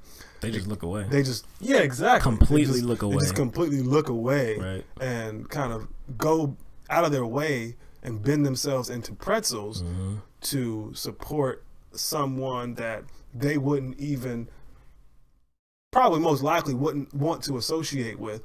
Somebody who, during probably their sermons, they would probably eviscerate. If that person was not the president, and supportive of their mission, of their agenda. They feel that it's an avenue for power, and that's what it's always been about. And again, I think it's a little bit of religion and a little bit of white supremacy.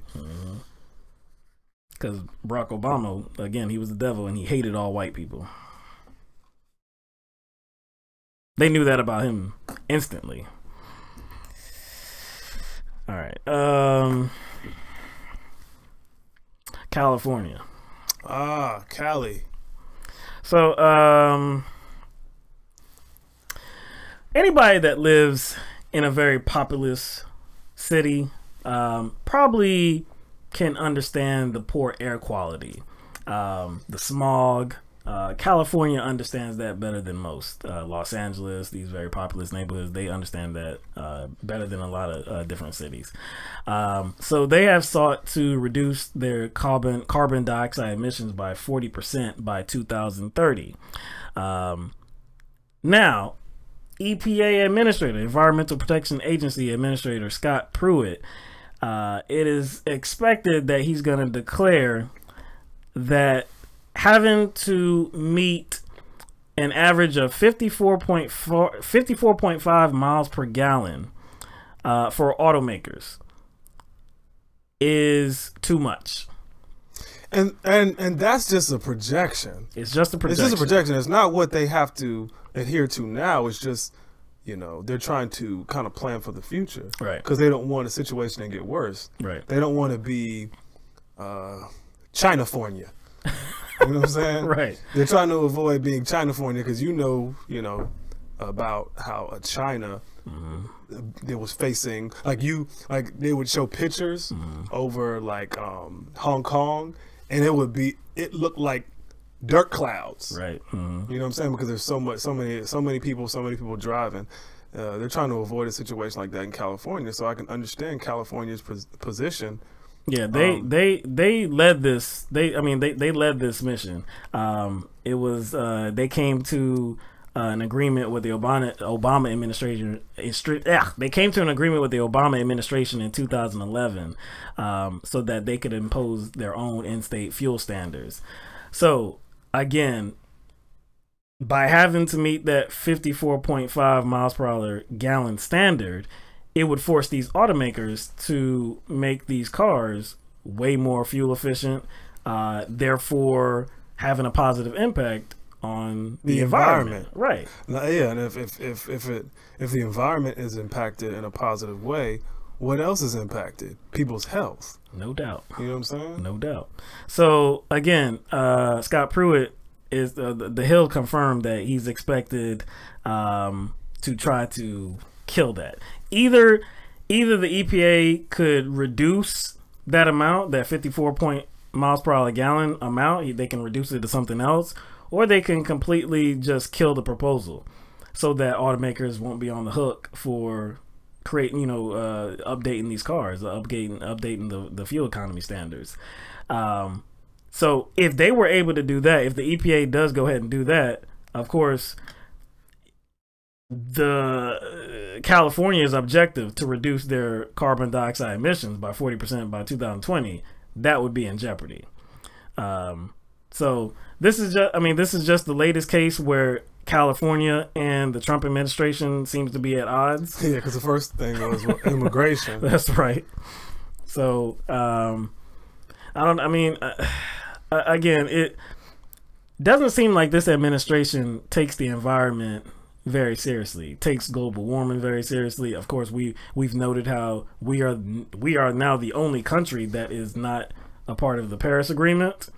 We are the only country that's not in the Paris Agreement. So we don't take climate change very seriously as a country under this president, and we definitely don't take seriously carbon dioxide emissions, air quality standards, nothing like that. If this was actually to go into place, either these car makers would have to revamp all cars across America, or they would have to specifically design specific cars for California. Yeah, I know. But usually when like some regulation is implemented, for the most part, it's only going to apply to the cars made. Yeah. You know what I'm saying? So I don't know how they would write it, but usually that would only apply to the cars that are, made after that law was implemented. But yeah. Pruitt, I said Pruitt. Pruitt, he told Bloomberg News this month, he said, quote, "California is not the arbiter of these issues." He added that, quote, "It shouldn't and can't dictate to the rest of the country what these levels are going to be." Well, that is very interesting.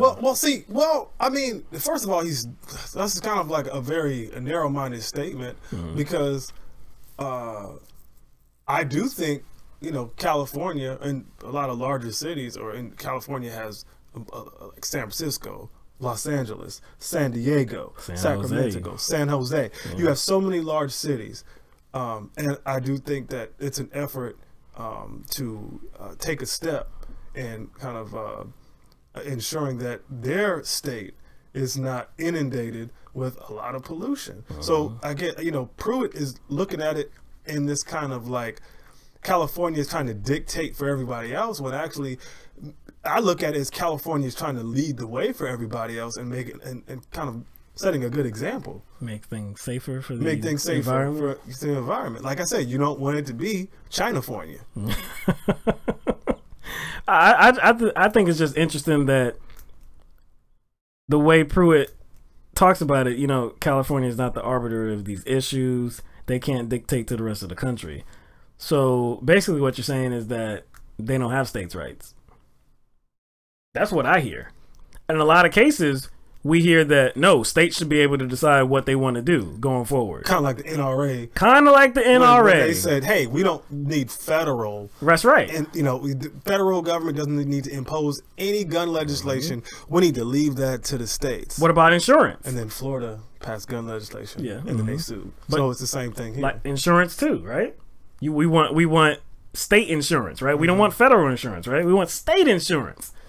So you want states' rights on all these hosts of issues, but when it comes to cleaning up our environment, no, California, you can't do what you want. No, you can't lead the way. You can't impact the rest of the nation. But it's not about that. This is kind of like, this has been the personality of this administration. One of the first things he did was kind of roll back environmental, requirements, or I guess he rolled back Obama era mandates concerning companies, especially fossil fuel companies, having to adhere to environmental standards. I think just recently they just decided that mining companies do not have to pay for cleanup. Right. coal companies, coal mining companies do not have to pay for cleanup. So to me, this just kind of goes along that line of him being a very corporate-friendly president and this being a very corporate-friendly administration. Corporate-friendly. Very corporate That's friendly. exactly what it That's, is. I don't even think that's a proper word. This is more than friendly. Yeah, exactly. This is intimate. This is This is very intimate. No, yeah. This is like some orgy stuff. Yeah, it is. The Hill says if California were allowed, forget that. Says 12 states currently follow California's rules on greenhouse gases from cars. Together, the block amounts for about a third of the nation's car market. So this would be big, and it would set the standard across the nation. And yeah, this administration doesn't want that. So we'll see if they are going to revoke the waiver. If they do, I think it's likely that California actually sues them, and this may actually get to the Supreme Court. It's just kind of funny, right? Because when people discuss capitalism, they talk about innovation. They talk about making improvements, to product, competition. And if you look at most of the products that we use from day to day, they have gotten better, faster, more efficient, whether it be computers, telephones, cell phones, televisions, microwaves, ovens, washer machines, dishwashers. Everything has gotten more efficient. Everything is essentially faster. And if you look at vehicles, it's pretty much taking the same kind of line of advancement. But like as soon as you start talking about emission standards and improving those, all of a sudden innovation is like off the table. We don't want updates. We don't in want that updates category. in that category. We want things to be more efficient. You know what I'm saying? Because you're gonna get in the way of you're gonna get in the way of national safety standards, clean air standards. You're gonna get in the way of profit, man. Because they're gonna have to revamp their whole organization. Their operation is gonna have to be completely different. And that's going to cost money. That's what I'm saying. That's why it's contradictory, because that's the conversation people always make about capitalism. Right. It stimulates competition, and it kind of it creates almost like a product arms race. You know it's almost as if we live inside a computer where nothing is real. Oh Lord! All right, now you on that Matrix. You on that Matrix topic, man. I'm just saying, it's like air quality, the environment. It's like it's not really a thing.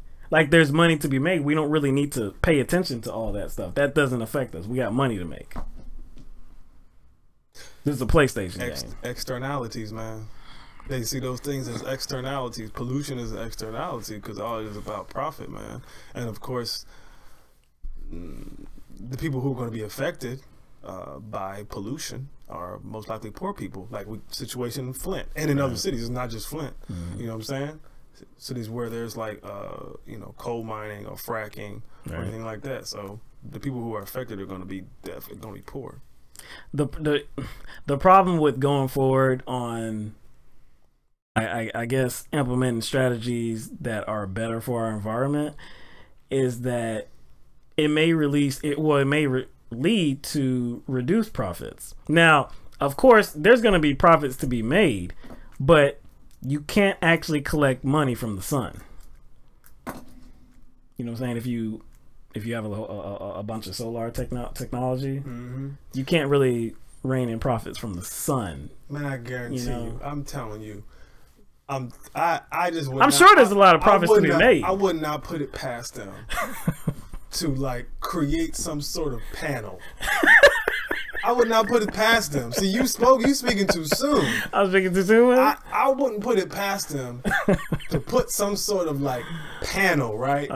Right, a panel like blocking the sun, like a huge panel, and blocking the sun, and then to make people pay for it. It's like, all right, you know what I'm saying? Just make everybody pay for it, and it moves out the way. So don't say it can't profit off the sun, because you know how crazy they are, man. You put in a quarter. Yeah, exactly. And it's got to be like a collective amount too. Like, all right now, y'all got to get together and put enough money in. This is the Sun Fund. Oh man, this is the Sun Fund, and once y'all put enough money in, we'll move that panel out the way, then y'all get that sun. But why mess with a system they already got established, right? Why mess with it? Because we don't need to worry about the environment. We don't need to worry about global warming and climate change. We live in a computer. Matrix. All right. Last story, quickly. The National Rifle Association, the NRA, they have confirmed that they, in fact, take foreign contributions. The NRA accepts foreign contributions, but they admitted this. They came out and admitted it. Yeah, they admitted it, but they said that those contributions never, ever, ever, ever, ever, ever goes towards political elections. Yes, they did an internal review, and they came to the conclusion that none of the money that they collect, not 1 cent, not 1 cent has gone to, I guess, political funding at all. At all. First of all, to be honest, that's the end of the story. That's the end of the story. Because there's actually, I'm not defending the NRA because there's no way to know. Right. I mean, because it's easy to make money fungible. I mean, $1 can be substituted for another dollar. Money laundering, you're talking about. Yeah, one digital dollar is indistinguishable from another digital dollar. You know what I'm saying? I mean, the problem is the NRA as an organization is not required to disclose how funds are being transferred between multiple entities, banks or foundations or whatever. That's the problem. If it was, it would be something that you can trace, but just something that you just can't trace. So honestly, to me, they're actually proving their guilt by saying that, oh no, we know that none of the money that we have gotten from foreign entities was used in the political campaign, because they can't know. Exactly. So why would you come out and say, oh no, it hasn't? That telling me that some of it has, because there's no way for you to know. Because to be honest, even if you're not intending to do it, it's going to happen anyway, because like I said, you can't distinguish one digital dollar from the next. Look, there's no way, like you said, there's no way that we can tell that it has happened or it hasn't happened, right? So I'm not going to say that it has. I'm not going to accuse them of that, which I cannot prove. But I will say that it doesn't look good. I will say that it doesn't look good because there are other organizations where foreign contributions have been accepted, and it has been denounced. Other organizations.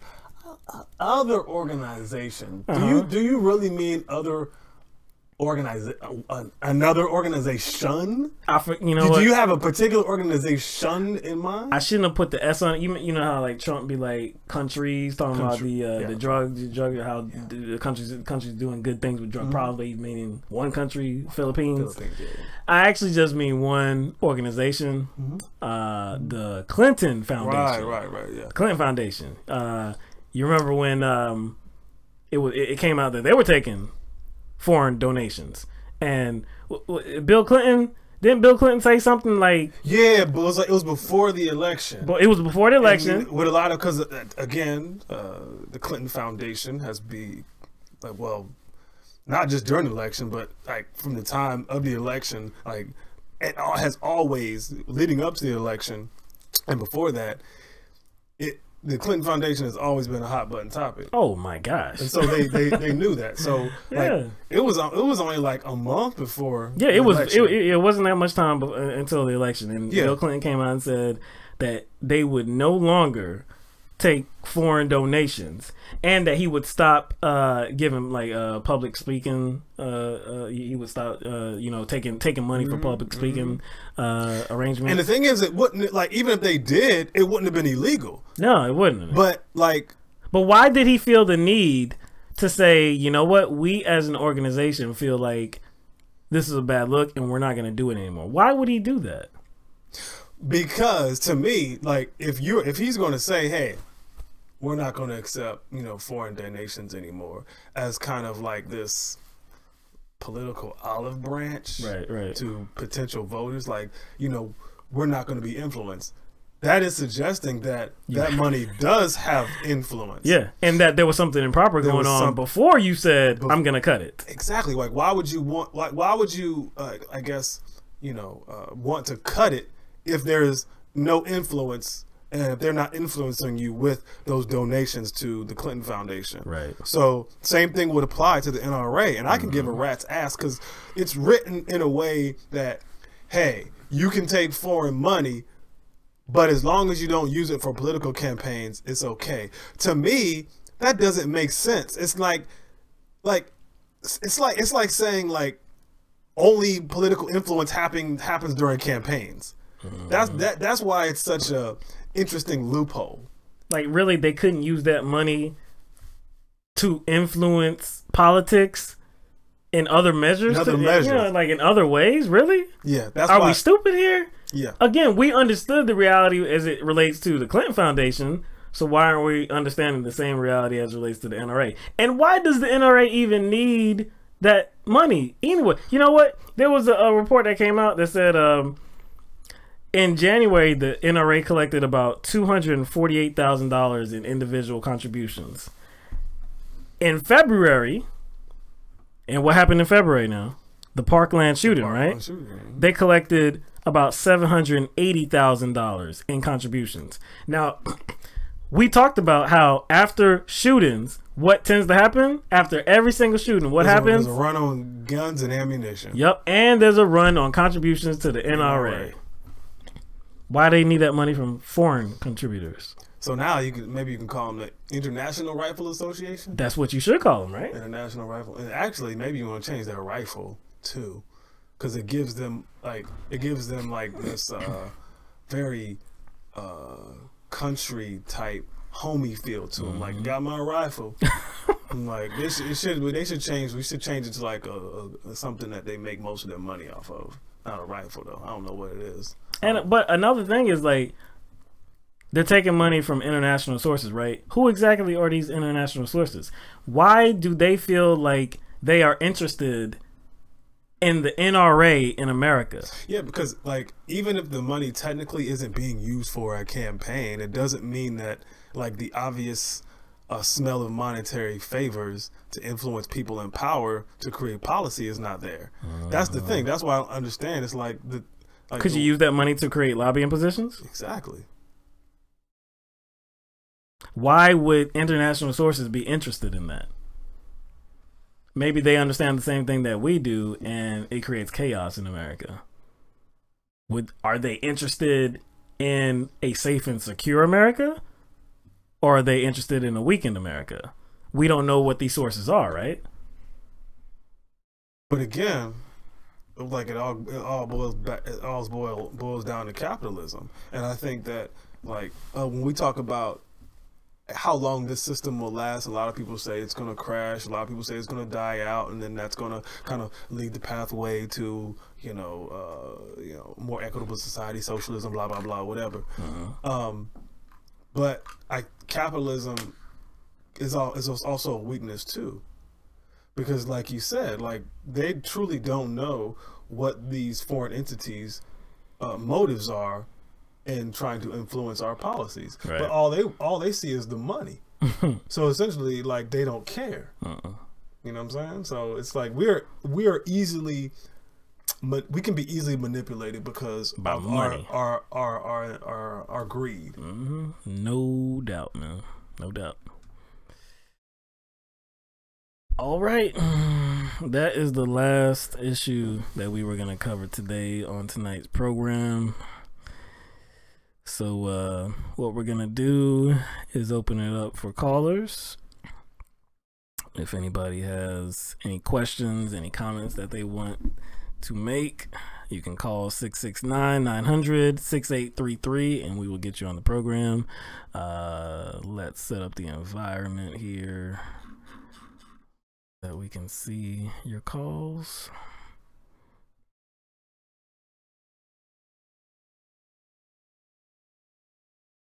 What everybody think about the show? Any issues we covered hit harder than the others?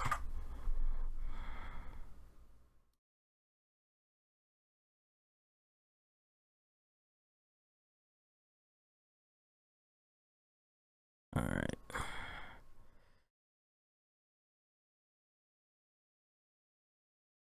All right. We should be good to go. All right, let's look in this chat. Gene says Will and Mikey were both spot on tonight. Very interesting discussion. Appreciate that, Gene. True Grace said great show. Thank you very, very, very much. Snork says the channel is much more informative than MSM. We appreciate that. I don't know. That's a pretty low bar. So that's not really a compliment. Bar, dog. But appreciate it though. Thank you. I still take it as a compliment. But yo, that's not a hard hurdle to jump over. You know what I'm saying? What else? I think they're having a conversation, if I'm not mistaken, about nuclear power. I mean, but if you think about it, right? Like we tend to project where society goes or where we want society to go in movies and television. And that does seem like where it's going to go, because all like the sci-fi movies surround like fusion and nuclear power. Right. Man, that's the first time I actually seen somebody's name. Yeah.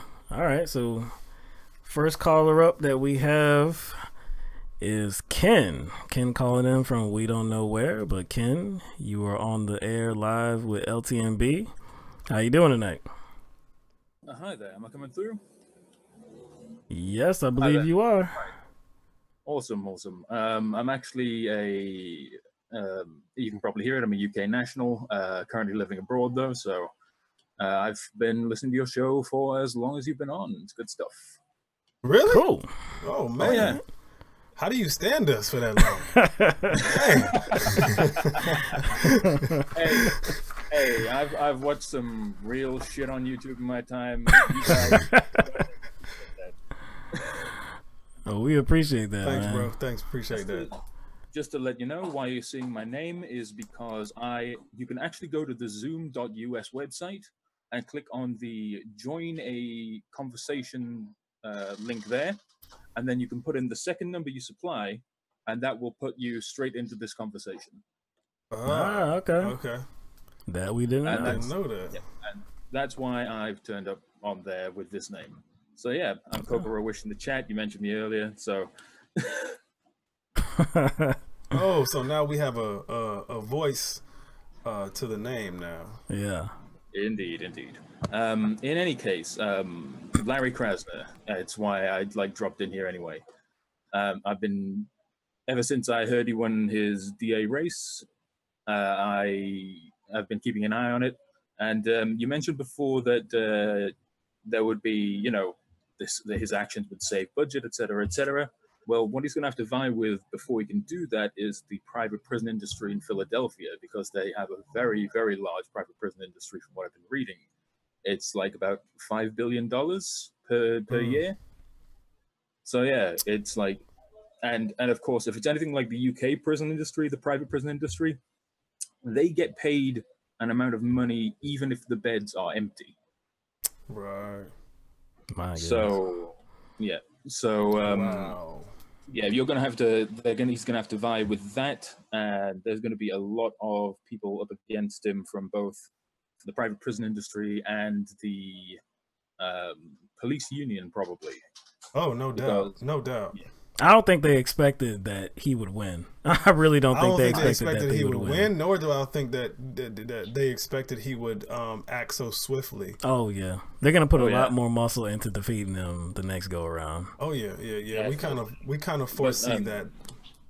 I have no idea if they're gonna succeed, because the money was there fighting against him this time around, from what I was seeing, and okay, it failed miserably. He won by a pretty large margin, I believe. Yeah.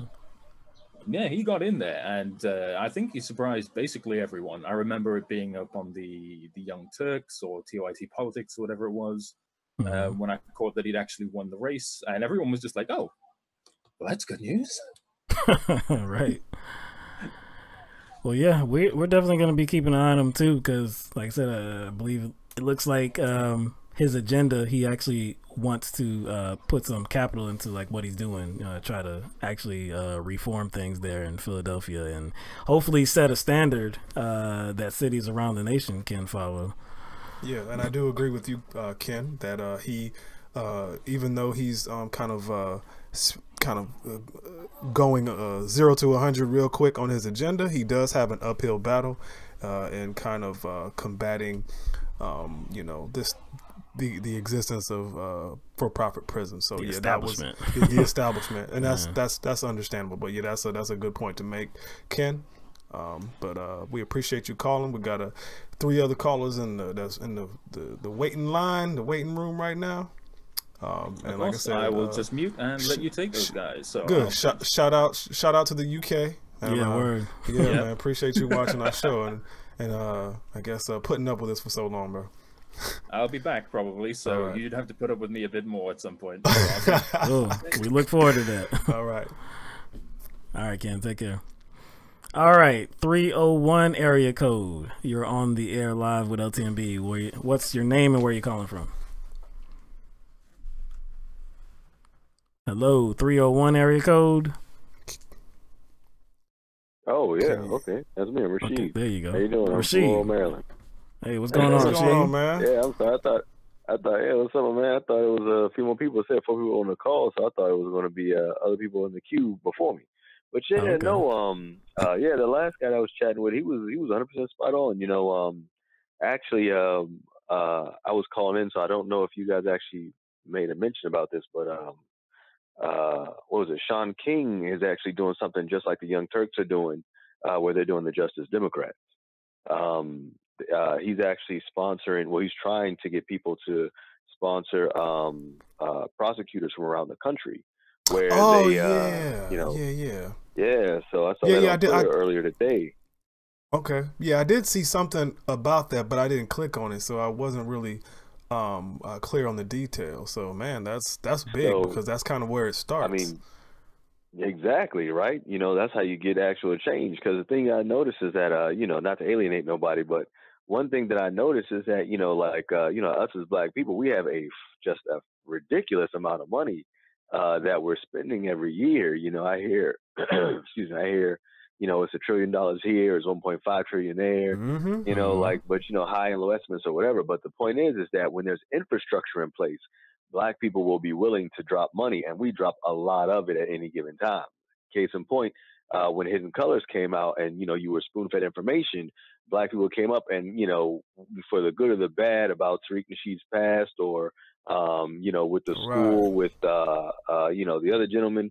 No matter what it was, when there was infrastructure there, when it was set up, Umar Johnson. Yeah, so when it was set up, we dropped a lot of money, and we put it in. We made it so he could travel across the world. I don't know if you guys follow him on Twitter, but he's always showing how he goes to South Africa, West and East Africa.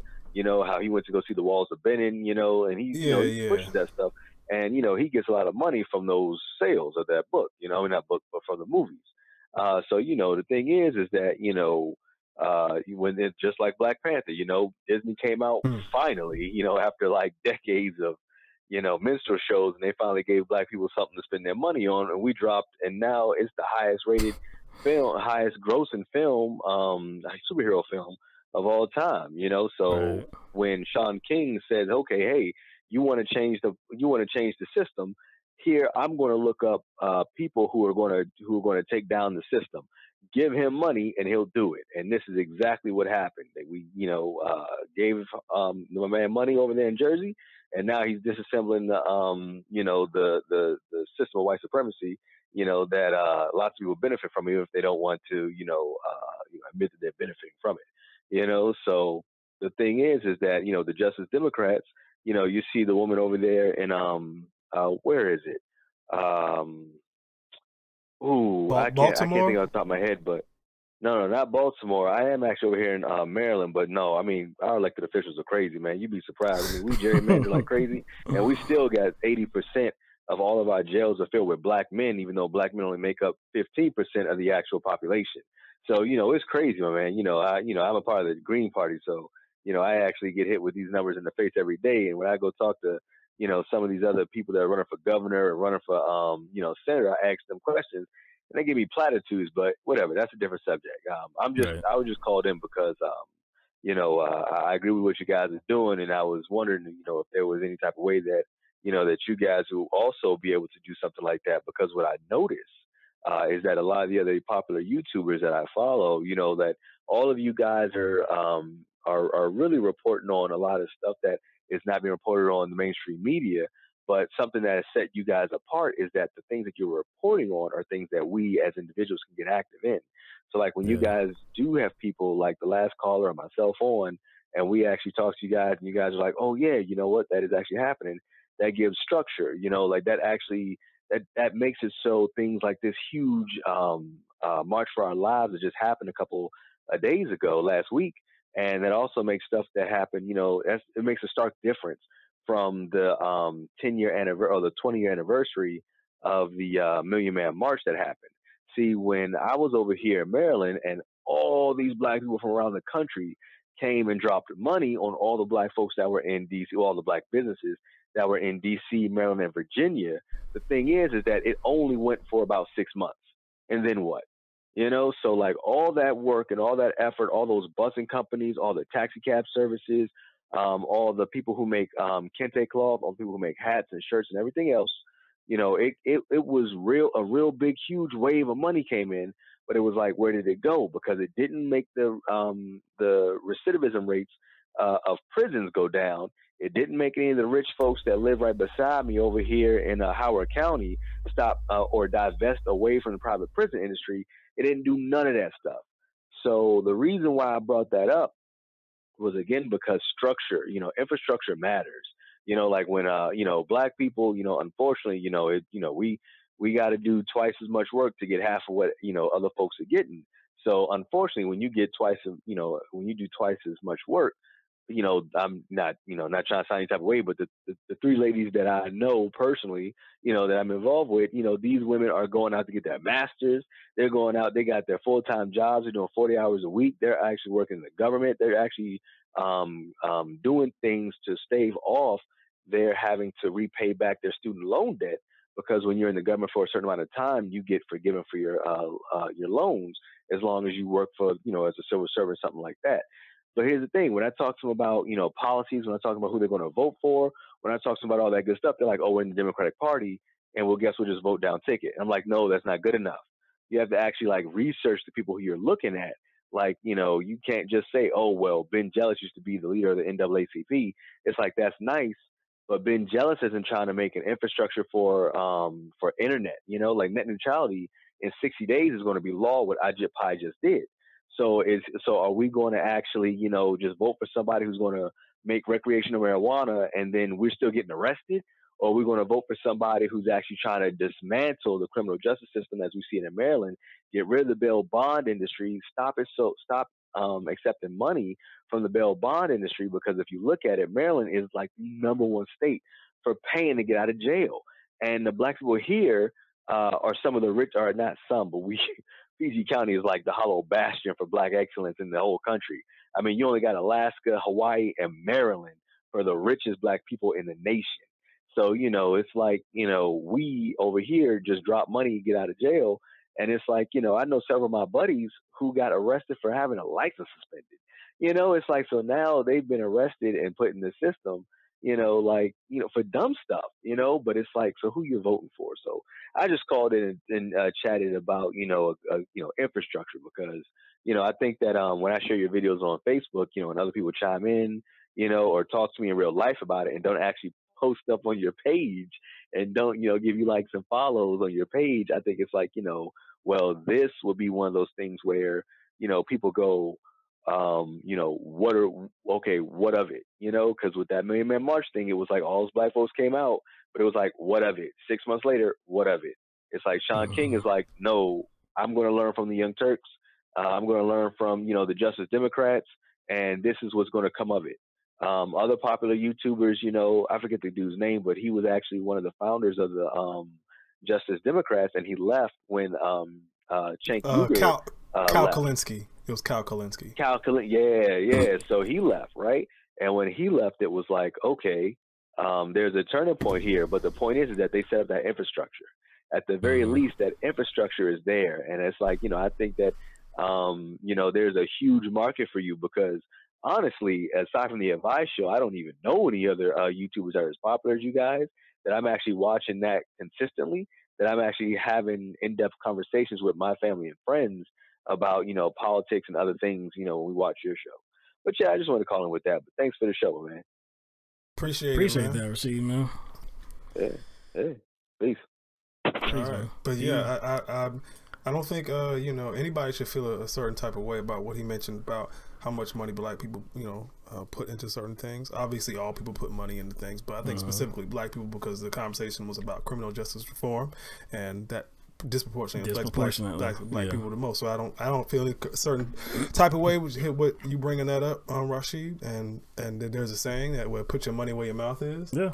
Because if you do put it together in a structured environment, if you actually build something that goes to benefit all of us, man, we could actually make some movement. So put the money where the change is going to happen. Put the money where the justice is going to happen. So I got to look into what Sean King is doing. Yeah, we got to look into that. All right, let's go to the next caller. 443 area code. What is your name and where are you calling from? Hey, what's going on, fellas? It's Court. What's going on, man? How y'all doing? Man, good, man. Doing good, man. Just winding down. Yeah. Y'all know how I feel about your show. I mean, you got a great show, and I'm proud to be a Patreon supporter. And I wanted to get into about the criminal justice system, and I wanted to get into, because I noticed you guys were going into a little bit of context when you were talking about the criminal justice system, and I like to get to the past, and it really is about punitive measures with most of society, but the things which get punished now are becoming more and more average and mediocre. I mean, if you look at the beginning when people lived in tribes, really the only thing that would get you killed would be killing someone else. I mean, I'm sure theft would be punished severely. I mean, but you had to keep people alive. But as we got more resources, I think, people had a chance not to do so many violent things. Because if you think about it, not too many people deserve a death penalty. Not too many people, violent criminals, you shouldn't be putting away, people who are nonviolent for 30 or 40 years. That's insane. You ruin someone's life. It's completely ruined, and they haven't done anything to hurt anyone else. I mean, maybe they stole something, and it also hurts society too, because that person cannot contribute to society. But it's allowed because as we've progressed in technology and as we've progressed in our civil culture, towards capitalism, you have to find ways to drain the resources of people who would otherwise go unnoticed. Really, I mean that's how it works. Like when you think about the slaves, and you think about how the education you guys were talking about too. You don't allow them to read anything. You don't allow them to learn anything, and then you set up arbitrary rules about what's going to be right and what's going to be wrong. And when they break them, which is very easy to do, you completely and utterly destroy them by making them exploitable for the rest of their lives. It's utterly ridiculous, and it does need to stop. And I do understand Will's point about the man who went in there and he shot the two men who went in and shot the cop, and that kind of behavior to me. I mean, I know I get your point, Mike, but some people you can't allow to live. Like some people are just that violent. Like they will do something that you cannot allow it to stand. You're either going to have to lock them up for the rest of their lives, and that's going to cost money, or you're going to have to take them out. It's just how it works. But then again, you can't have a system where people come in and like, oh, this person is black, so we can pin this crime on him because nobody's really going to give a damn because he's in prison, and then we're going to give him the death penalty, and we're going to execute him. You know what I mean? Yeah. That's what, like, where do you find the happy medium? Where do you find the happy medium?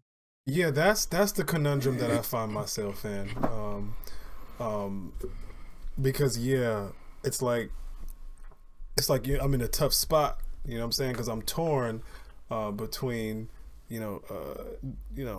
being against the death penalty and then understanding that there are people who just are not fit to be in this world with other living beings. You know what I'm saying? So that is something that personally, an issue that I'm personally torn about. But like you said, we're talking about the death penalty in the context of this system we live in now. And I think maybe if the system were different and the system were equitable, maybe the conversation would be different. And I think that's why I'm a bit torn, because I know who is going to be affected the most. And I know we still have, those prosecutorial gatekeepers that tend to be arm in arm with private prisons and tend to have certain societal biases and personal biases themselves. They internalize the same bullshit that the rest of the people internalize. So I'm contending with all that. So until my mind is not in the clouds per se in regard to the system we live in now and how murky it is, then I'm going to constantly be torn between being against the death penalty and understanding that there are some people that are just too dangerous to even let live. So I don't have a conundrum. I don't have a conundrum whatsoever, because like you said, and like I understand, there are evil people all across this world, and it's dangerous to have them roaming around other people because they may put other lives in jeopardy. I totally understand that. But I have at least two main problems with capital punishment. One being that I didn't create that life. I'm not going to end that life. Whether or not you believe in God or whatever else, I don't feel like it's my position to say like that life can be ended. I don't feel comfortable with that at all. Two, we live in a society that is all about corruption. And we have seen so many times where some cases where people are sentenced to die, there are an abundance of questions related to that person's innocence or guilt. So if that can happen, if one person can be put to death and then it later be found out that, oh snap, actually that person was innocent, then I don't think we can have that system in place for anybody, because it can be corrupted and somebody's innocent life can be taken. I can't support anything like that. But see, that's kind of like, that buttresses my point though. You just mentioned like the system we live in not being adequate to make that decision. Yeah. But I don't know if we ever get there. Could you create a system that would that everybody could feel comfortable with it being? I don't think you could, and I think that is the most that is the most twisted part about the universe. Like, you can't think of things in terms of your own ideology, because your own ideology might change, and it might change in a drastic way. Right. Like if you were going to be killed and you had a chance to defend yourself, or if your family was going to be killed and you had a chance to defend your family, now the stakes are higher. Now the sacrifice is the ultimate sacrifice. So you really can't say what will happen and how you want a system to be. The only thing that you can really do is work towards what's the best for the group. Right. It's like, it's like I think Plato was more of a person. It has to be best for the group. There's always going to be exceptions to the rules, and that's because life sucks, right? But you don't have to have it suck to the point. You don't have to have it suck to the point where you're just taking out innocent people because you can make a buck. Right. I mean, that's ridiculous. You know what I'm saying? Well, we hear you, Court, and we thank you for calling in once again, man. You always add something to the program, and we're always thankful, man. Appreciate it. All right, y'all take it easy. All right. You too, bro. All right, we have another caller, 612 area code. You're on the air live with LTMB. What's your name? Where are you calling from? My name is Matt. I'm posting as World That Now on your show. Oh, okay. What's going on, Matt? We recognize that name. Minneapolis, about a half hour. Yeah, I called in and I was all muffled because I was wearing my headset. I just turned it off. So, man, it's been really nice. It was breaking up for me a lot tonight. And, yeah, once I got on the call, I heard the two callers, or the three, sorry.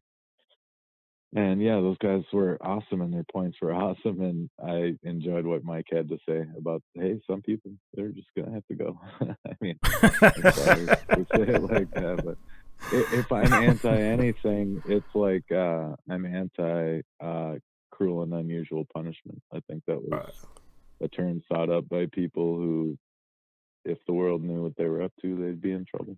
And I loved Ken as a British national talking, hey, these guys that indenture slaves to work for them in their prison system, they're dangerous folk.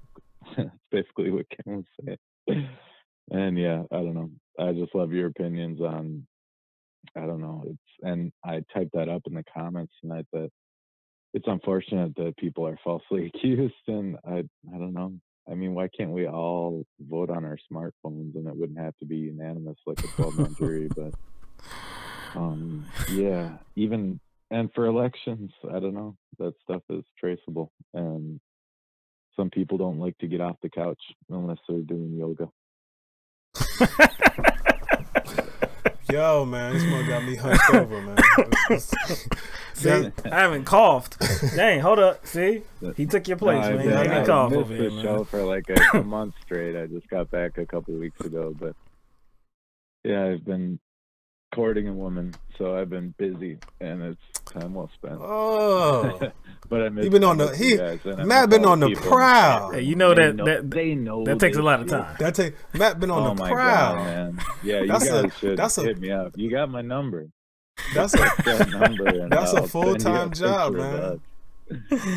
No, it's a new old girlfriend. Like, it's like, what the hell? Like, I was such a childish 17 and 18-year-old, but I'm 44 now, and I'm all grown up.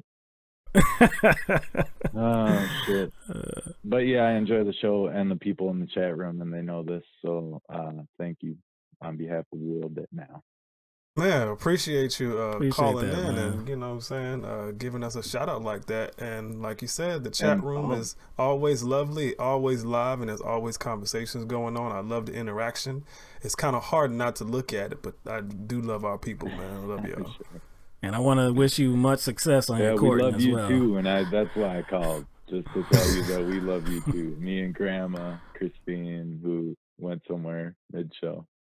And Jim, I don't know where Jim's at, but I root for the Jim call, so I will shut up and listen to the next call. All right, appreciate it. You take care and have a good weekend, man. Thank you. Yeah, you too. Later. All right, man. As always, we have some very insightful opinions, just from some insightful comments from our viewers, from the callers that call in. Man. In all honesty, astounding, man. And most of the callers that we do, most of the calls we do receive, most of the callers that we do talk to, I can actually see them sitting next to me here, and you know what I'm saying, having a dialogue, same way we have a dialogue. You know what I'm saying? That's what we saw. I mean, remember, we always go back to Philly when we were in Philly for the Democratic National Convention. There's so many people that we talked to that weren't just, they knew about our program, they knew about us, and it wasn't that they were parroting things that we had said. They were approaching it from different angles that maybe we never even thought about as well. So there's so much knowledge out there. There's so many people that have their own way of expressing their ideas and their opinions. It's good to see. It's good to see. It's good to hear, man. And I'm glad that we have that kind of audience that is able to communicate their position like that as well, man. You want to give a super chat shout out to Jeremiah, Jim, and Aaron for contributing tonight on the super chat. Appreciate y'all, you know what I'm saying, contributing your hard-earned money to us. Right. It could be, like I said last show, it could be going to your chocolate caramel latte or your Girl Scout cookies, or courting a woman. You know what I'm That's saying? right. Whatever it is, could be going to, like, you know what I'm saying, like some, you know, a bottle of whiskey. Could be going to anything, but you decided to, you know what I'm saying, fork over some change to us. I really appreciate that. And another shout out to all our patrons as well, that always have our back, always involved and interested in our success and moving this program forward, and just, you know, welcoming more people into what we have going on over here. That's the goal, just to, you know, make this this is a community environment, but we want to make it a bigger community, you know. So that's always the goal. Always the goal here. So, I think that's it. I think that's all we got for tonight. That's the show. We're definitely Rashid. Man, Rashid had man. Like I said, shout out to all of our callers. Rashid pointing out what Sean King is doing. Like I said, we're gonna have to take a look at that, and we do want to be involved, and, you know, in any process, making things better, not just in our own little small community that we have here, but, you know, nationwide, globally, and it's just a matter of where to spend your capital, where to spend your time. You know, what efforts do you have to make to accomplish movement, progress, you know? So we do have to be vigilant and staying aware of where we're investing our time at. So definitely I'm gonna check out what Sean King's doing, because we do need some more DAs like Larry Krasner. Yeah, we said during the show there, that they kind of are the gatekeepers to justice or injustice. Either or, right? Either or. Yeah. Either or. It can go either way, man. Yeah. So, well, there go Aaron Bennett again, double tapping over here. Man, this mug is, you know, big shout out to Aaron. $2, man. That's a half a Subway sandwich, man. Hell yeah, man. Appreciate that, dog. Some candy for the cheering, you know. That's something. You know what I'm saying? That's a couple of Taco Bell tacos, man. What? That's a couple of dollar menu items, dog. I can probably get a burger from Hardee's with that. Maybe I can get. I don't know. I haven't been to Hardee's in a while. Maybe I used to eat Hardee's like crazy, man. That junk. That's you know, Hardee's killed my abs, man. Oh, word. Hardee's is what. You remember how we used to be in the gym? Yeah, man. On the abs, man. I started eating at Hardee's every day out the week for 5 days out of the week, and then jack your abs up. The abs That's all it takes, gone. man. That's all it takes. I'm in the process right now of getting them. You know, if I can get a 4-pack, if I can get 4, I'd be like, okay, I did something here. I did something. Cause I ain't seen a 6-pack in probably like, I don't even know, man. 2000. Dang, dog. It's open. Yeah, it's open. It's so long ago. It's something. Yeah. It was in them 2000s. But anyway, appreciate everybody being here with us on this program this Thursday. The next time we will be here, it will be April, right? April, man. April. These months are going by tremendously fast. Will Son out the big Hardee's. I used to, man. There was once upon a time I spent a good amount of change at Hardee's, man. Once upon a time, man. I'm trying to figure out what I always had a taste for. I can't remember, man. I think I switched off a lot, man. I always like switch back and forth. Like, you know what I'm saying? I would have like a taste for something, and I would do that for a while. Right. Then I would go somewhere else, I would have a taste for that. I don't think I had like a spot. Now, when I was like, when I first like moved out of my parents' house when I was 18, right, everything was all about the cheap. Yeah, it was. So I used to hit up McDonald's on the Wednesdays, on Thursdays, because they had the 40 cent hamburgers, or like the 40-cent cheeseburgers and 30-cent hamburgers or something. Now I get like 12, 15 of those, man. And then when you 18, you like, man, I eat off this for a couple of days, man. I remember working before I I guess transitioned to Hardee's. It used to be Mickey D's. I used to get the 2 cheeseburger meal. Yeah. That was like $2.99. Yeah. Yeah. I think I spent $314 and I was good with tax, and I was good. That's what I did on a cheap. Straight up, man. Sit in the car, eat the cheeseburgers. That's what I did, man. Them was the days. The days, man. Back when gas was 88 cents a gallon, and I could fill my car up for $12. What? I remember, senior year of high school. We in South Carolina, bro. Yeah, South Carolina. I remember senior year of high school. It took $5 to get halfway in my car. I was good as what? No, man? on Friday, payday, man. Payday, go fill a car up, about to go out, man. Never felt so jolly. I was feeling. I don't even use that word, but yo, you will use the word jolly when it only costs $12 to fill your car. You will use all kinds of words that you probably don't normally use. Clicking my heels together, jumping in the air.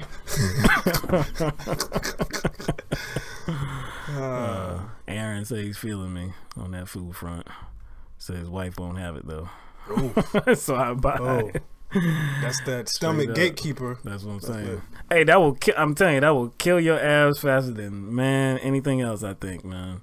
But nah, we're not in North Carolina, South Carolina, man. South Kakalaki. Yeah, so in 88 cents, I would say that was back in 97, 98. So yeah, gas was of course that was the cheapest. That's what I put in my car, but hey, whatever. I remember 99, I took a trip up to New York, and our gas was, like you said, like gas was about $1 here, something like that. I took a trip up to New York. It was like $1.60. I was like, oh, I'm parking this. I was like, oh, I'm not driving anywhere. Forget that. That's funny. No, I'm not taking this anywhere, man. Now, you would. Now you beg for $1.60. $1.60 would be a blessing. I'm saying, right? Well, we could keep this going forever. Yeah, man. I know. We just get long-winded and stuff. Anyway, everybody, appreciate you being here. We do this for you. We do this for us, man. We do this for everything, man, so that we can just be a part of the process, man. Just to impact the world in a positive place. I mean, in a positive way, man. So we thank you for being with us. We're with you too, and we will see you next week. Tuesday, 7 o'clock. Tuesday, 7 o'clock Eastern Standard Time. What's the date on Tuesday, man? What's that? That's the 3rd? The 3rd. So, man, we could have done, if it fell on the 1st, we could have done something for April Fool's Day or something. Oh, true that. Could have fooled the audience. Oh, yeah, about we could have, like, changed the name of the channel. Like, let the MAGA begin. Yeah, let the MAGA begin. Oh, that would have been like real funny, man. You know what I'm saying? Make America Great Again hats. No doubt, man. Damn, where we get? I'm sure there's one to get from somewhere. It's probably we're in South Carolina. You true that. That's right. That's true. That's true. All right, man. We're gonna get out of here, everybody. Oh yeah, and then another. One more shout out to Rashid. I think I saw that he just became a Patreon. We didn't look at it yet or anything, but no doubt appreciate it, Rashid, for calling in and becoming a new patron, man. We appreciate it, and we hope to do you all proud, man. Consistently. Wait a second, yo, you gotta address this. Go up. What's up? What happened? What is Malicious talking about? She's like, this isn't a sex thing. I got distracted looking at Mike because I started to fantasize about how I put makeup on him.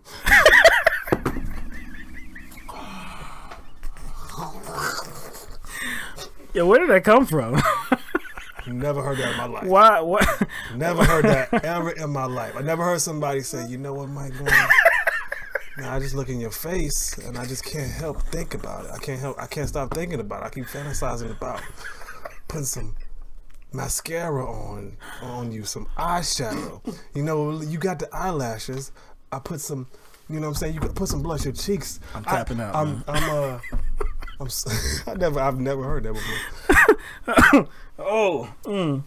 Got me over here talking. She said like literally objectifying him as a canvas.